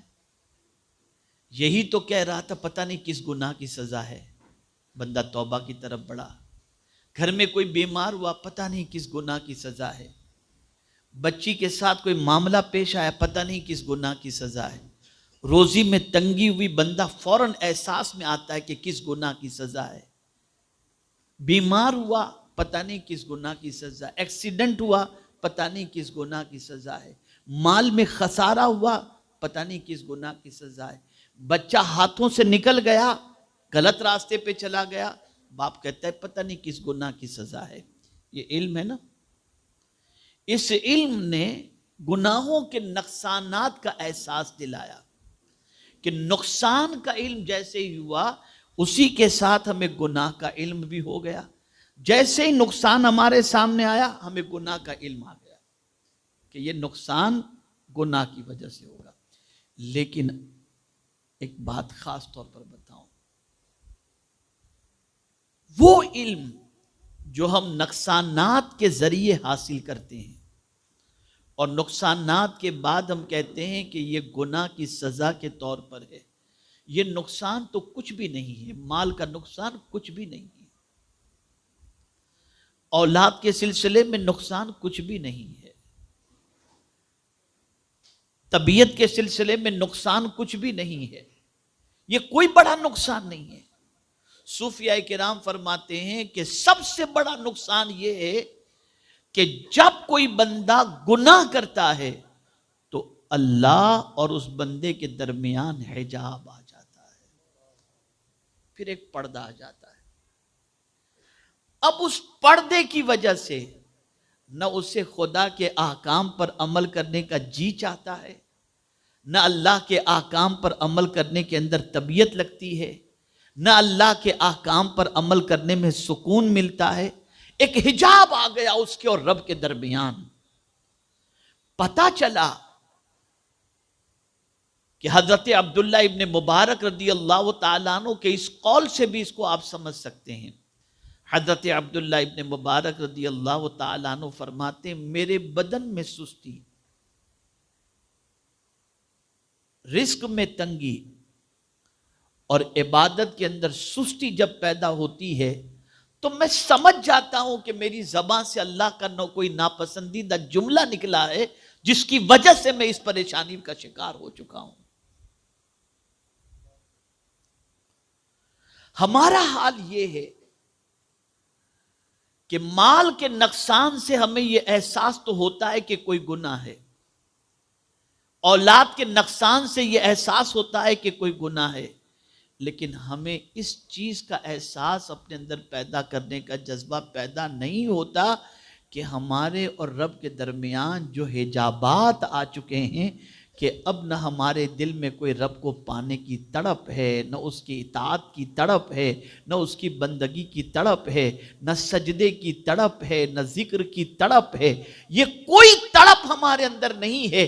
اس نقصان کو بندہ بڑا نقصان نہیں سمجھتا، حقیقی نقصان یہی ہے۔ اس کو آپ ذہن کے اندر رکھیں، اللہ جب کسی بندے سے ناراض ہوتا ہے تو دولت نہیں چھینتا، سجدے کی توفیق چھین لیتا ہے، سجدے کی توفیق چھین لیتا ہے۔ تو یہ علم جس کو میں آپ کو سمجھاتا ہوں تو آپ کو اور مضمون سے قریب ہونے کا موقع ملے گا۔ حضرت رابعہ عدویہ رضی اللہ تعالی عنہا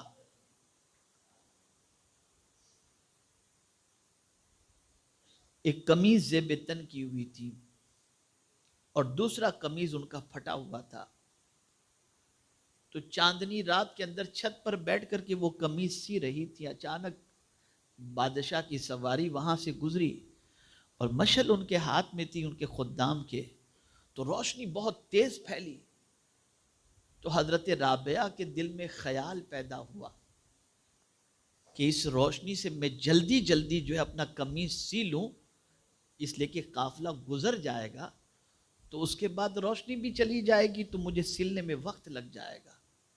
اس روشنی سے فائدہ اٹھا کر انہوں نے قمیض سی لیا، پھر اس کے بعد اس قمیض کو پہن کر انہوں نے نماز پڑھی، تو نماز میں لذت نہیں ملی، مزہ نہیں آیا نماز کے اندر. نمازوں کو بار بار دہرا رہی اور کہہ رہی پتہ نہیں کیا بات ہے، قمیض وہی ہے جسے اکثر میں پہنا کرتی تھی، لیکن آج نماز میں مجھے وہ لذت کیوں نہیں مل رہی. انہوں نے اس کے بعد جو ہے وہ قمیض چینج کی، اور دوسرا قمیض جیسے ہی انہوں نے پہنا تو نماز میں ملنے والی پہلے والی لذت وہ لوٹ آئی. اس کے بعد حضرت رابعہ گردن جھکا کر اپنے کریم سے عرض کرتی ہیں میرے مولا اس قمیض میں ایسی کیا کمی تھی جس کی وجہ سے تو نے عبادت کی لذت چھین لی. جواب آتا ہے میری بندی کیا تو نے بادشاہ کے خدام سے مشعل کی روشنی لینے کی اجازت لی تھی؟ بغیر اس کی اجازت کے تو نے اس روشنی سے فائدہ اٹھایا تو ہم نے تیرے سینے سے عبادت کی لذت کو چھین لیا. تو انہیں احساس ہوتا تھا ہم تو ایک فرض سے سبکدوش ہونے کے لیے نماز پڑھتے ہیں، لذت حاصل کرنے کے لیے نہیں پڑھتے، قرب خدا کی دولت سے مالا مال ہونے کے لیے نہیں پڑھتے، گناہوں سے بچنے اور نماز اس طرح سے پڑھیں کہ اس کی وجہ سے گناہوں سے بچیں، اس غرض سے نماز ہی نہیں پڑھتے. ہم تو بس آئے وضو کے جلدی سے سر پہ رکھے اللہ اکبر بس چل دیے، جیسے آئے تھے ویسے چلے گئے، بس ایک فرض ہم نے سر سے اتار دیا. اللہ والوں کا معاملہ یہ ہوتا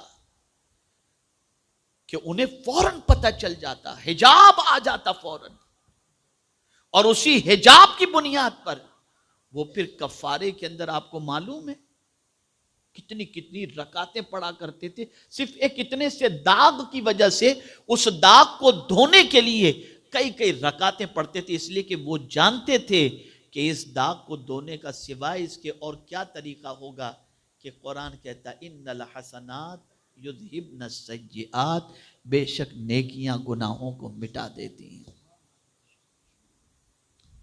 ایک بزرگ کی عادت تھی تکبیر اولیٰ کے پابند تھے اور 30 سال تک تکبیر اولیٰ ان کی مس نہیں ہوئی، پانچوں وقت کی نماز تکبیر اولیٰ کے ساتھ وہ ادا کرتے. ایک دن فجر کی نماز میں 30 سال کے بعد ایک دن فجر کی نماز میں جب وہ مسجد پہنچے تو ایک رکعت ان کی چھوٹ گئی تھی. تو نماز تو انہوں نے پڑھ لی لیکن دل میں صرف اتنا خیال پیدا ہوا کہ پتہ نہیں آج لوگ کیا سوچیں کہ ان کی کیوں ایک رکعت چھوٹی، لوگ کیا سوچیں. آپ اور ہم ہو تو ہماری سوچ کے اوپر تو ہم تو کوئی تازیانہ یا کوئی اس کا کفارہ دینے کے لیے تیار نہیں ہوں گے، لیکن اللہ والے کے دل میں یہ خیال پیدا ہوا کہ پتہ نہیں لوگ کیا سوچیں. آنکھوں سے آنسو جاری ہو گئے، یا اللہ تو کیا میں نے 30 سال تک تکبیر اولیٰ کی پابندی اس لیے کی تاکہ لوگ مجھے دیکھتے ہوں، اے اللہ مجھے معاف فرما. اور پھر 30 سال کی نماز کو انہوں نے دوبارہ دہرایا، دوبارہ انہوں نے نماز ادا کی، اس لیے کہ وہ جانتے تھے کہ دل کے اندر داغ لگ جائے اور دل میں گناہوں کی وجہ سے جو دھبا لگ جائے تو اس سے حجابات آ جاتے ہیں، پردے پڑ جاتے ہیں. ہمارے تو بالکل دل کی پوزیشن ایسی ہے کہ بالکل پردہ ہی پردہ ہے، پردہ ہی پردہ ہے ہمارے اور معبود کے درمیان. اتنے گناہ ہو چکے ہیں کہ اب تو گناہ کر کے بھی آدمی کو شرمندگی نہیں ہے، گناہ کہہ کے مسکراتا ہوا نظر آتا ہے، گناہ کر کے ہنستا ہوا نظر آتا ہے، کہے لگاتا نظر آتا ہے، کوئی احساس نہیں. تو توبہ کی پہلی پوزیشن یہ ہے کہ علم. جب کبھی اللہ نہ کرے صدبار نہ کرے لذت عبادت چھین لی جائے اور نماز پڑھ کر کے آپ کو یوں لگے کہ بس ایسے ہی پڑھ لیا، کوئی کیفیت پیدا نہ ہو، کوئی خوشی پیدا نہ ہو، کوئی طبیعت میں سرور پیدا نہ ہو، طبیعت میں فرحت محسوس نہ ہو، تو یہ سمجھ لیا جائے کہ ہمارے اور رب کے درمیان حجابات گناہوں کی وجہ سے، گناہوں کی وجہ سے. اور اسی طرح سے ظاہری طور پر دیکھا جائے تو مصائب جو ہوتے ہیں، پریشانیاں جو ہوتی ہیں، یہ بھی گناہوں کی وجہ سے۔ قرآن کہتا ہے ما اصابک من مصیبت فبما کسبت ایدیکم، جو مصیبتیں تمہیں پہنچتی ہیں وہ تمہارے ہاتھوں کی کمائی ہے۔ وَيَعْفُو عَنْ كَثِيرٍ، اور بہت سارے گناہ تو اللہ یوں ہی معاف فرما دیتا ہے۔ اگر ہر گناہ پر وہ پکڑ کرے تو ہم ایک دانہ کھانے کے لائق بھی نہیں ہو سکتے، اس کا کرم ہے جو معاف فرما۔ تو پہلی چیز، تین چیزوں سے توبہ عبارت ہے۔ علم، آپ کو علم ہونا چاہیے۔ جب نماز پڑھیں لذت نہ ملے تو سمجھ لیں کہ کوئی گناہ ہم سے سرزد ہو چکا ہے۔ نماز میں دل نہ لگے، تلاوت میں دل نہ لگے، نیکیوں میں دل نہ لگے، مسجد میں دل نہ لگے، اولیاء کرام کے ذکر میں دل نہ لگے، حضور صلی اللہ علیہ وسلم پر صلاۃ و سلام میں دل نہ لگے، اور طبیعت میں کوفت محسوس ہو کہ یار جلدی ختم کریں، تو سمجھ لینا کوئی ایسا گناہ سرزد ہو چکا ہے جس سے خدا اور اس بندے کے درمیان حجابات آ چکے ہیں۔ یہ پہلی چیز، یہ علم ہونا توبہ کے لیے ضروری ہے۔ دوسری چیز ہے حال، تین چیزوں سے عبارت ہے نا۔ دوسری چیز ہے حال۔ حال کس کو کہتے ہیں؟ حال کہتے ہیں اس طبیعت کے حوالے سے جو قدرت کے اور بندے کے درمیان حجاب ہو جائے، محبوب کے درمیان حجاب ہو جائے، تو اس جدائی کی وجہ سے جو غم کی کیفیت بن جاتی ہے اسے کہتے ہیں حال۔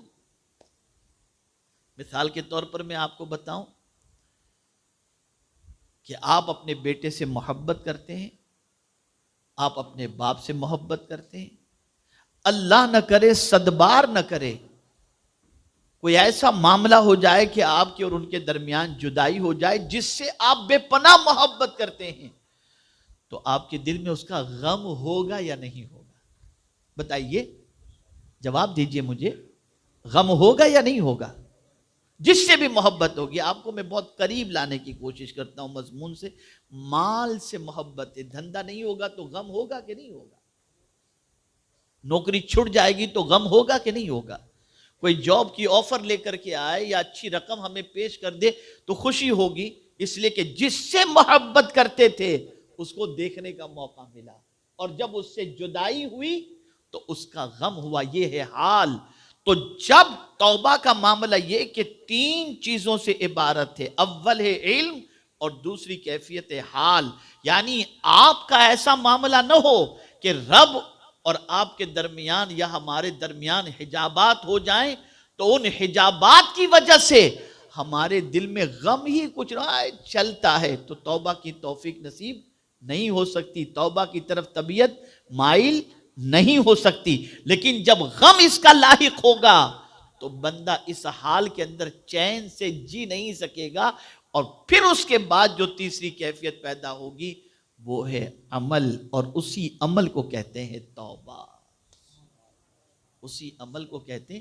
یعنی یہ دو چیزیں، حال اور علم، یہ اسے عمل کی طرف لے جائے گا کہ میں اس کے بغیر نہیں جی سکتا، میں اس کے بغیر چین سے جی نہیں سکتا، مجھے کسی بھی طرح سے میرے بچے سے ملا دو، میرے باپ سے ملا دو، یہ کر دو وہ کر دو۔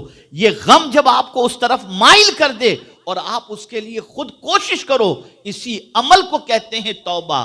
میرے پیارے آقا صلی اللہ تعالی علیہ وسلم کے پیارے دیوانوں، اس لیے یاد رکھیں توبہ علم، حال اور عمل کا نام ہے۔ میرے پیارے آقا صلی اللہ تعالی علیہ وسلم کے پیارے دیوانوں، اس بات کو ذہن میں اچھی طریقے سے محفوظ کر لیں۔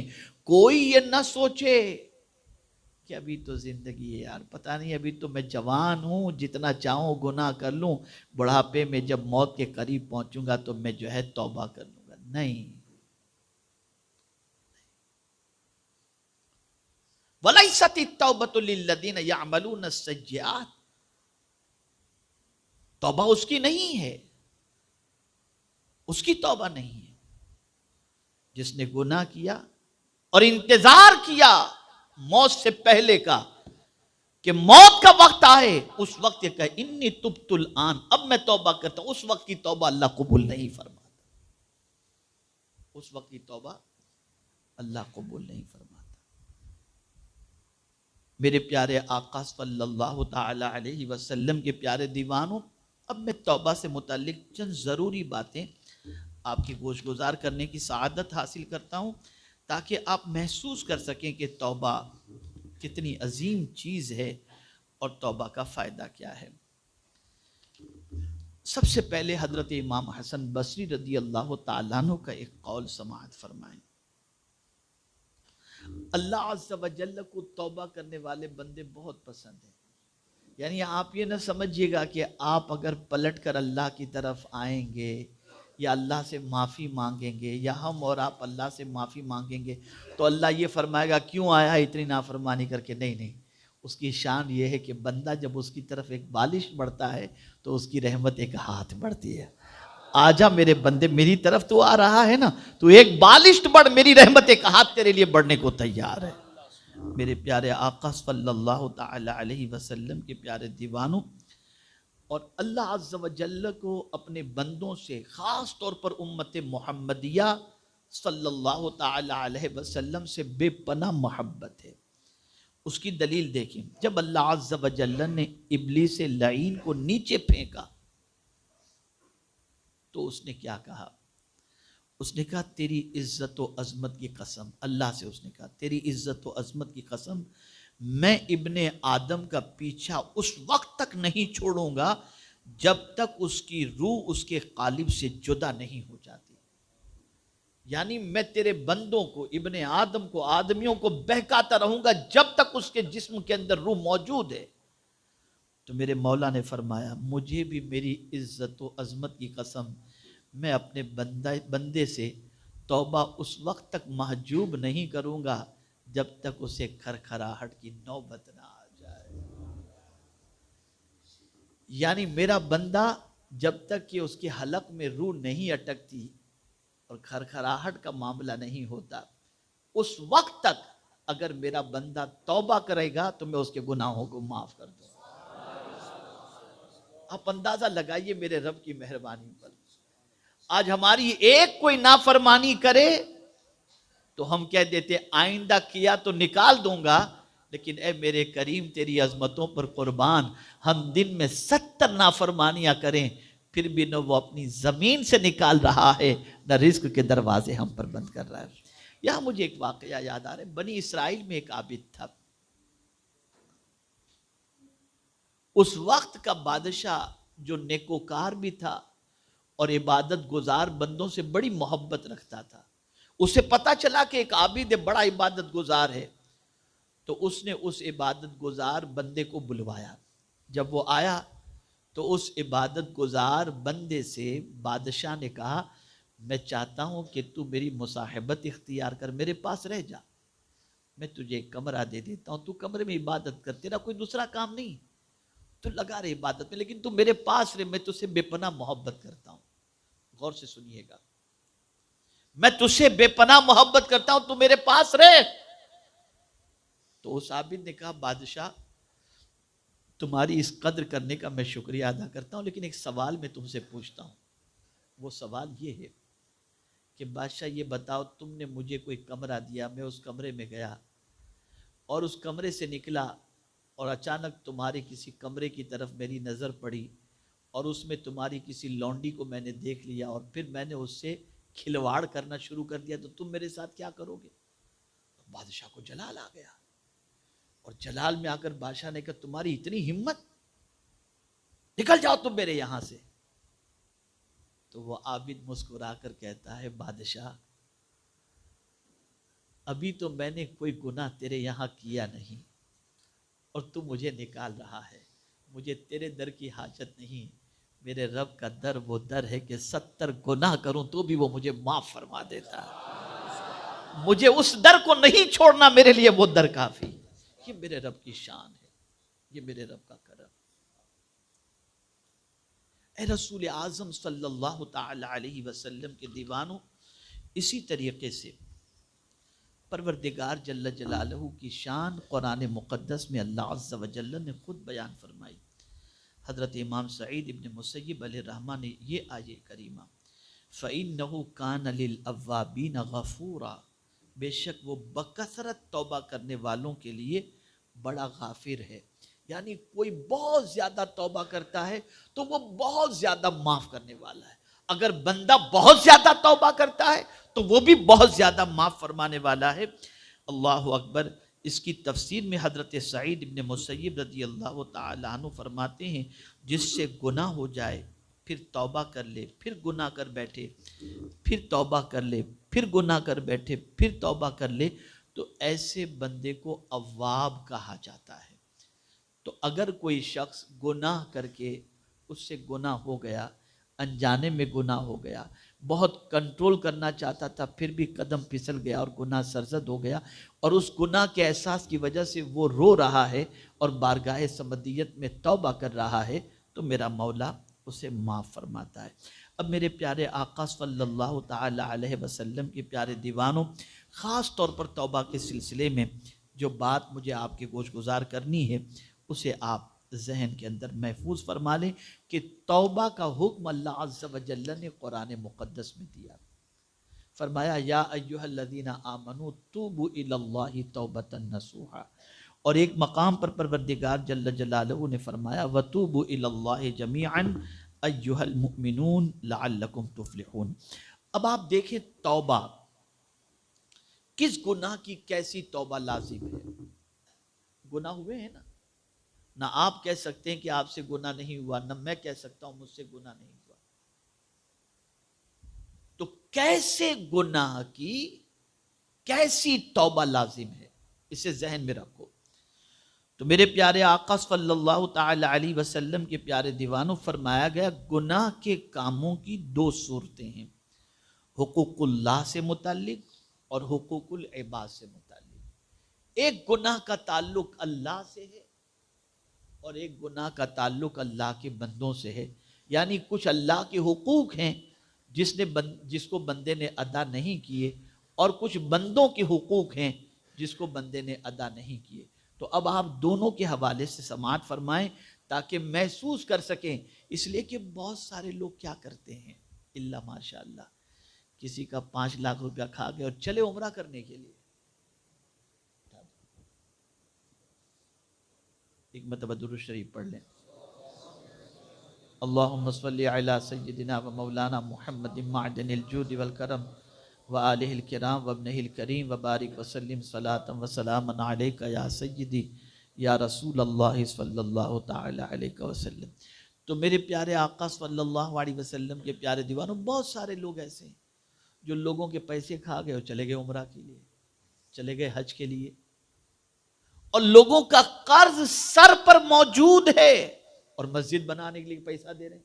بھائی میرے 25,000 لکھ لو، اور پتہ چلا ان پر لوگوں کا 5 لاکھ روپیہ نکل رہا ہے، اور وہ یہ سمجھ رہے ہیں کہ ہم ثواب کما رہے ہیں، ہمیں فائدہ ملے گا، ہمیں قیامت میں اجر ملے گا. اس قسم کا بھی معاملہ ہوتا ہے، آپ دیکھتے ہوں گے. تو اس سے اچھی طرح، اور پھر یہ سمجھتے ہیں چلو یار اتنا کھا لیے، اتنا مسجد میں دے دیے نا، اپنا معاملہ برابر ہو جائے. ایسا نہیں ہے، یہ نہ جاننے کی وجہ سے سب کچھ ہے. اسے سمجھو تاکہ اچھی طریقے سے شریعت کا مسئلہ سمجھ میں آ جائے، اور اس کے بعد توبہ کی برکتیں آپ کے سامنے ظاہر ہو جائیں. تو قسم اول کی توبہ، یعنی اللہ کے حقوق کو اگر ہم نے پامال کیا ہے تو اس اللہ کے حقوق کے پامال کی توبہ کیسے کی جائے. مثال کے طور پر ہم نے کوئی گناہ کر لیا، اللہ نے فرمایا جھوٹ نہ بولو، ہم نے جھوٹ بول دیا. اللہ نے فرمایا غیبت نہ کرو، ہم نے غیبت کر لی. اللہ نے فرمایا بری نگاہ نہ ڈالو، اللہ نہ کرے کسی نے بری نگاہ ڈال دی. اب یہ سارے اللہ عز و جل نے ہم پر جو ہے حکم فرمایا، ہم نے اس کے حکم کی فرما برداری نہیں کی، نافرمانی کی. اب یہاں دیکھیے قسم اول کی توبہ یعنی حقوق اللہ کے حوالے سے، تو زبان سے توبہ و استغفار کرے اور دل سے نادم بھی ہو اور نیت میں یہ بھی ہو کہ اب دوبارہ ایسا نہیں کروں گا. تو اگر کوئی ایسی توبہ کرے تو بے شک اللہ اس کی توبہ قبول فرمائے گا. غور سے سنیے گا، سمجھ گئے نا؟ یہ مسئلہ تو بہت آسانی سے. اب کسی نے نماز قضا کر دی، کسی نے روزہ چھوڑ دیا، کسی پر حج فرض تھا اس نے حج ادا نہیں کیا، تو اب اس کا کیا ہے؟ ہاں اگر فرائض و واجبات میں سے کوئی فرض یا واجب بندے مکلف سے چھوٹ گیا ہو تو یہ زبانی توبہ و استغفار اور قلبی ندامت و عزم ابھی کافی نہیں، جب تک کہ چھوڑے ہوئے حکم کی قضا یا قائم مقام قضا نہیں لائے گا اس وقت تک محض زبانی توبہ اور قلبی ندامت نفع نہیں دے گی۔ نمازیں قضا ہو چکی ہیں تو نفل کی ضرورت نہیں، آپ قضاء عمری پہلے پڑھو۔ روزے قضا ہو چکے ہیں، پہلے نفل روزہ رکھنے کی ضرورت نہیں، ان روزوں کی قضا کرو، پہلے ان چیزوں کو ادا کرو۔ زکوٰۃ آپ پر واجب تھی، آپ نے نہیں دی، اب آپ کو صدقہ نافلہ کی ضرورت نہیں، آپ پہلے اس زکوٰۃ کی رقم کو ادا کرو۔ ہاں اگر ایسا کوئی مسئلہ ہو گیا کہ اب آپ کو ایسا عذر ہے، ایسی عمر ہو چکی ہے کہ روزہ نہیں رکھ سکتے، تو شریعت نے اس کے قائم مقام جو طریقہ رکھا ہے اس قائم مقام طریقے سے آپ اس کا ازالہ کر دیں اور اس کے بعد اللہ کی بارگاہ میں توبہ کریں، اللہ توبہ قبول فرما لے گا۔ یہ جو کہا جاتا ہے کہ بڑی رات کو 2 رکعت نفل پڑھ لو زندگی کی ساری نماز قضا نمازیں معاف کر دی جائیں گی، نہیں، یہ غلط ہے، یہ غلط ہے۔ اور جو لوگ 100 رکعت نفل پڑھتے ہیں اور اپنی فرض نمازیں جو قضا ہو چکی ہیں اس کی فکر نہیں کرتے تو کوئی نفل اس وقت تک اللہ کی بارگاہ میں قبول نہیں ہوتا جب تک کہ بندہ اللہ عز و جل کے فرض کو ادا نہ کر لے جو اس کے ذمہ۔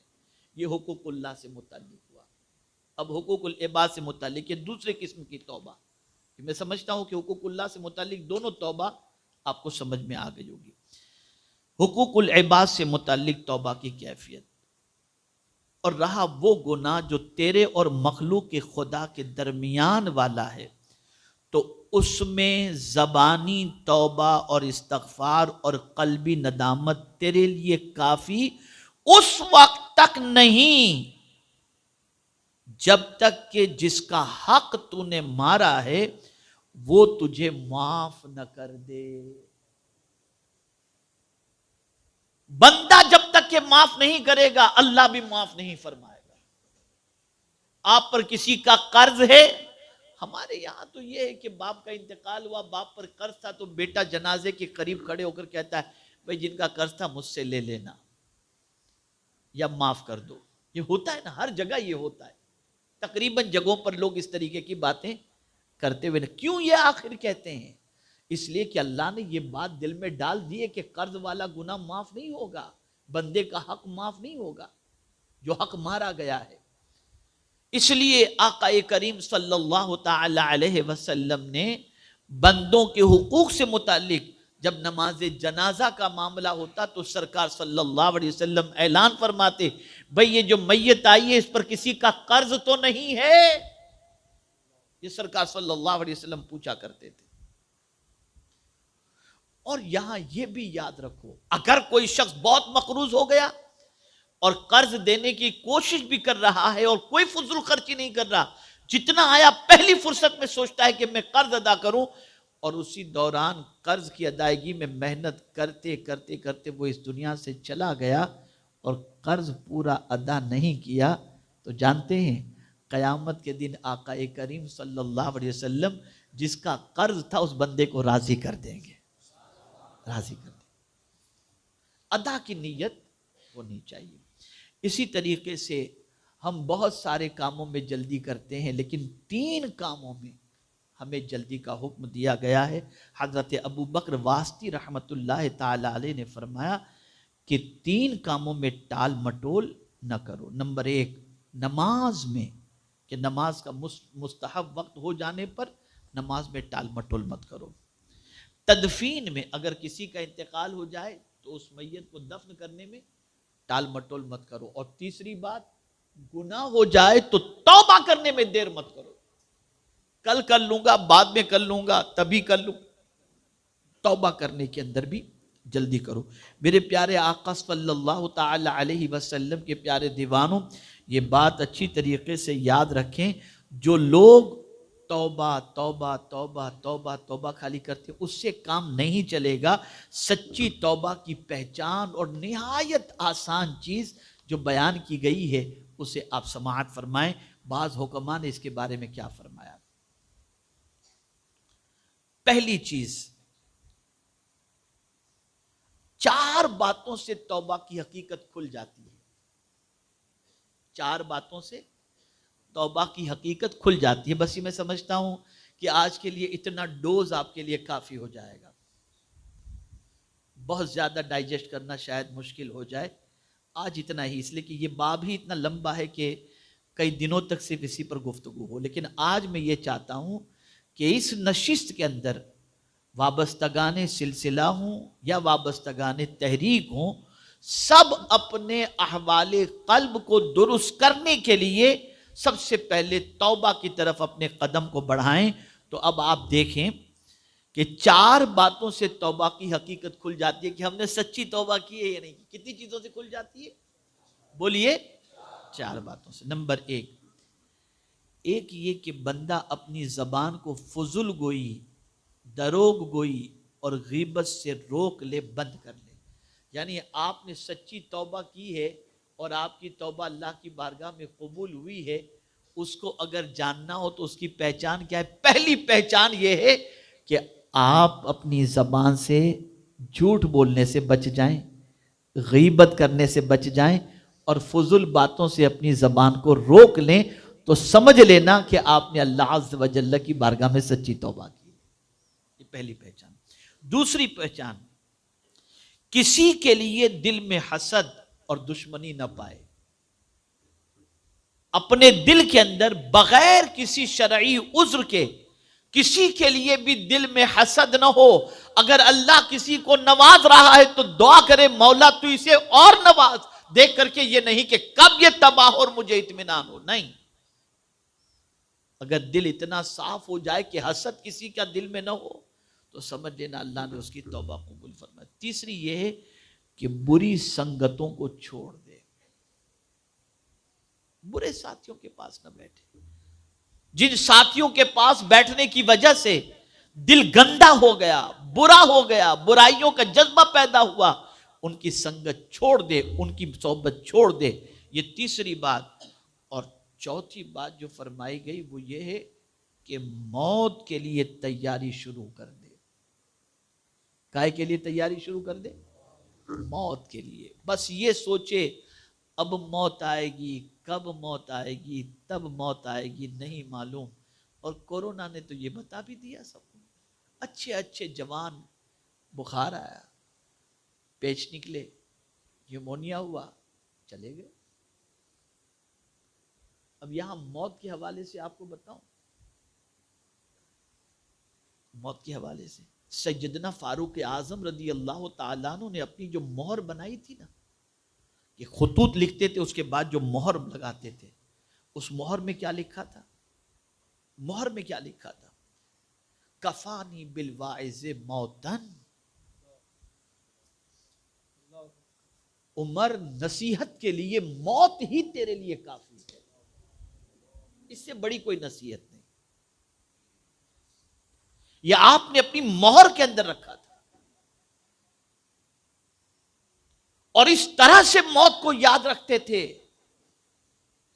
کہ رات کو جب سونا ہوتا تو سونے سے پہلے اپنی جو ہے وہ درے کو چادر کے نیچے سے، چٹائی کے نیچے سے نکالتے تھے اور اپنے پیر پر مار کر کے کہتے تھے عمر بتا آج پورا دن تو نے کیا کیا ہے. یہ اپنے پیر سے سوال پوچھتے تھے. پتہ نہیں کس حال میں موت واقع ہو جائے. تو موت کو ہمیشہ یاد رکھو، اس کی تیاری کرو، اس کی تیاری میں لگ جاؤ. حضرت عثمان ذو النورین رضی اللہ المولا تبارک و تعالی عنہ جب قبرستان جاتے نا، تو قبرستان جانے کے بعد بہت روتے، بہت روتے. قبر کے پاس کھڑے ہوتے، بہت روتے، بہت روتے تھے. کسی نے پوچھا حضور آپ قبرستان جاتے ہیں تو قبر کے پاس کھڑے ہو کر بہت روتے ہیں، آپ کو اتنا روتے ہوئے کبھی نہیں دیکھا جاتا جتنا آپ قبر کے پاس کھڑے ہو کر کے روتے. تو اب سنیے، ارشاد فرماتے ہیں قبر پہلی منزل ہے، اگر یہ درست رہی تو باقی کی منزلیں خود بخود آسان ہو جائیں گی، آسان ہو جائے گی باقی کی منزلیں۔ موت کو مت بھولو، اور یہ بات بھی یاد رکھو، بندہ ادھر قبر میں گیا اس کی دنیا ختم ہو گئی، دنیا ختم۔ بظاہر قبر زمین کے اوپر ہی نظر آتی ہے کہ زمین کے اندر ہی اس کو بھیجا جا رہا ہے، زمین کے اندر اسے ڈالا جا رہا ہے، زمین دنیا کے اندر نظر آتی ہے، لیکن وہ بندہ دنیا میں نہیں ہوتا، اس کی آخرت کا سلسلہ شروع ہو جاتا ہے۔ تو موت کی تیاری کرو۔ تو میرے پیارے آقا صلی اللہ تعالی علیہ وسلم کے پیارے دیوانوں، اپنے دل کو صاف ستھرا کرنے کے لیے، احوال قلب کے لیے، تزکیہ قلب کے لیے پہلی چیز ہے توبہ۔ اور یہ توبہ کے حوالے سے میں نے 4 باتیں خاص طور پر بتائیں کہ صرف اور صرف کان پکڑ کے، گال پہ ہاتھ مار کے زبان سے توبہ توبہ کہنے سے توبہ نہیں ہے، بلکہ آپ کی زبان اگر جھوٹ بولنے سے، غیبت کرنے سے، فضول گوئی سے رک جاتی ہے، اسی کے ساتھ ساتھ کسی کے لیے دل میں حسد نہیں ہے، اسی کے ساتھ ساتھ برے دوستوں کی سنگت سے آپ نے چھوڑ دی، اور چوتھی چیز موت کی تیاری میں لگ گئے، تو سمجھ لو اللہ کی بارگاہ میں آپ نے توبہ کی ہے، اور اللہ رب العزت جل جلالہ کی ذات سے امید ہے کہ اللہ تعالیٰ قلب کی صفائی عطا فرمائے گا اور دل کو منور و مجلہ فرمائے گا۔ میرے پیارے آقا صلی اللہ علیہ وسلم کے پیارے دیوانوں، وابستگان تحریک اور وابستگان سلسلہ سے میری گزارش ہے، سنت نبوی صلی اللہ علیہ وسلم پر عمل کرتے ہوئے روزانہ بلا ناغہ کم از کم 100 مرتبہ استغفر اللہ استغفر اللہ استغفر اللہ یہ پڑھ لیا کریں۔ یاد رکھیں، اسی کے ساتھ 5 وقت کی نماز پابندی کے ساتھ بلا ناغہ ادا کریں، جان بوجھ کر کے 1 وقت کی نماز کو بھی قضا نہ کریں۔ اسی کے ساتھ روزانہ 100 مرتبہ درود شریف آقا کریم صلی اللہ علیہ وسلم کی بارگاہ میں توفتاً پیش کریں، اور اسی کے ساتھ ساتھ آپ ہر جمعہ کو سورہ کہف کی تلاوت اپنے لیے لازم کر لیں۔ اور میرے پیارے آقا صلی اللہ تعالی علیہ وسلم کے پیارے دیوانوں، روزانہ فجر کی نماز کے بعد سورہ یاسین شریف کی تلاوت یہ بھی اپنے اوپر لازم کر لیں کہ جو بندہ مومن روزانہ سورہ یاسین کی صبح تلاوت کرے، اللہ اس کے پورے دن کو سکون کے ساتھ گزار دیتا ہے، اسے قلبی فرحت عطا فرماتا ہے۔ میرے پیارے آقا صلی اللہ علیہ وسلم کے پیارے دیوانوں، آج تک کے کیے ہوئے گناہوں سے سچے دل سے توبہ کریں، استغفار کریں، اللہ رب العزت جل جلالہ کے قانون اور اس کے پیارے حبیب صلی اللہ علیہ وسلم کے قانون پر عمل کرنے کی کوشش کریں۔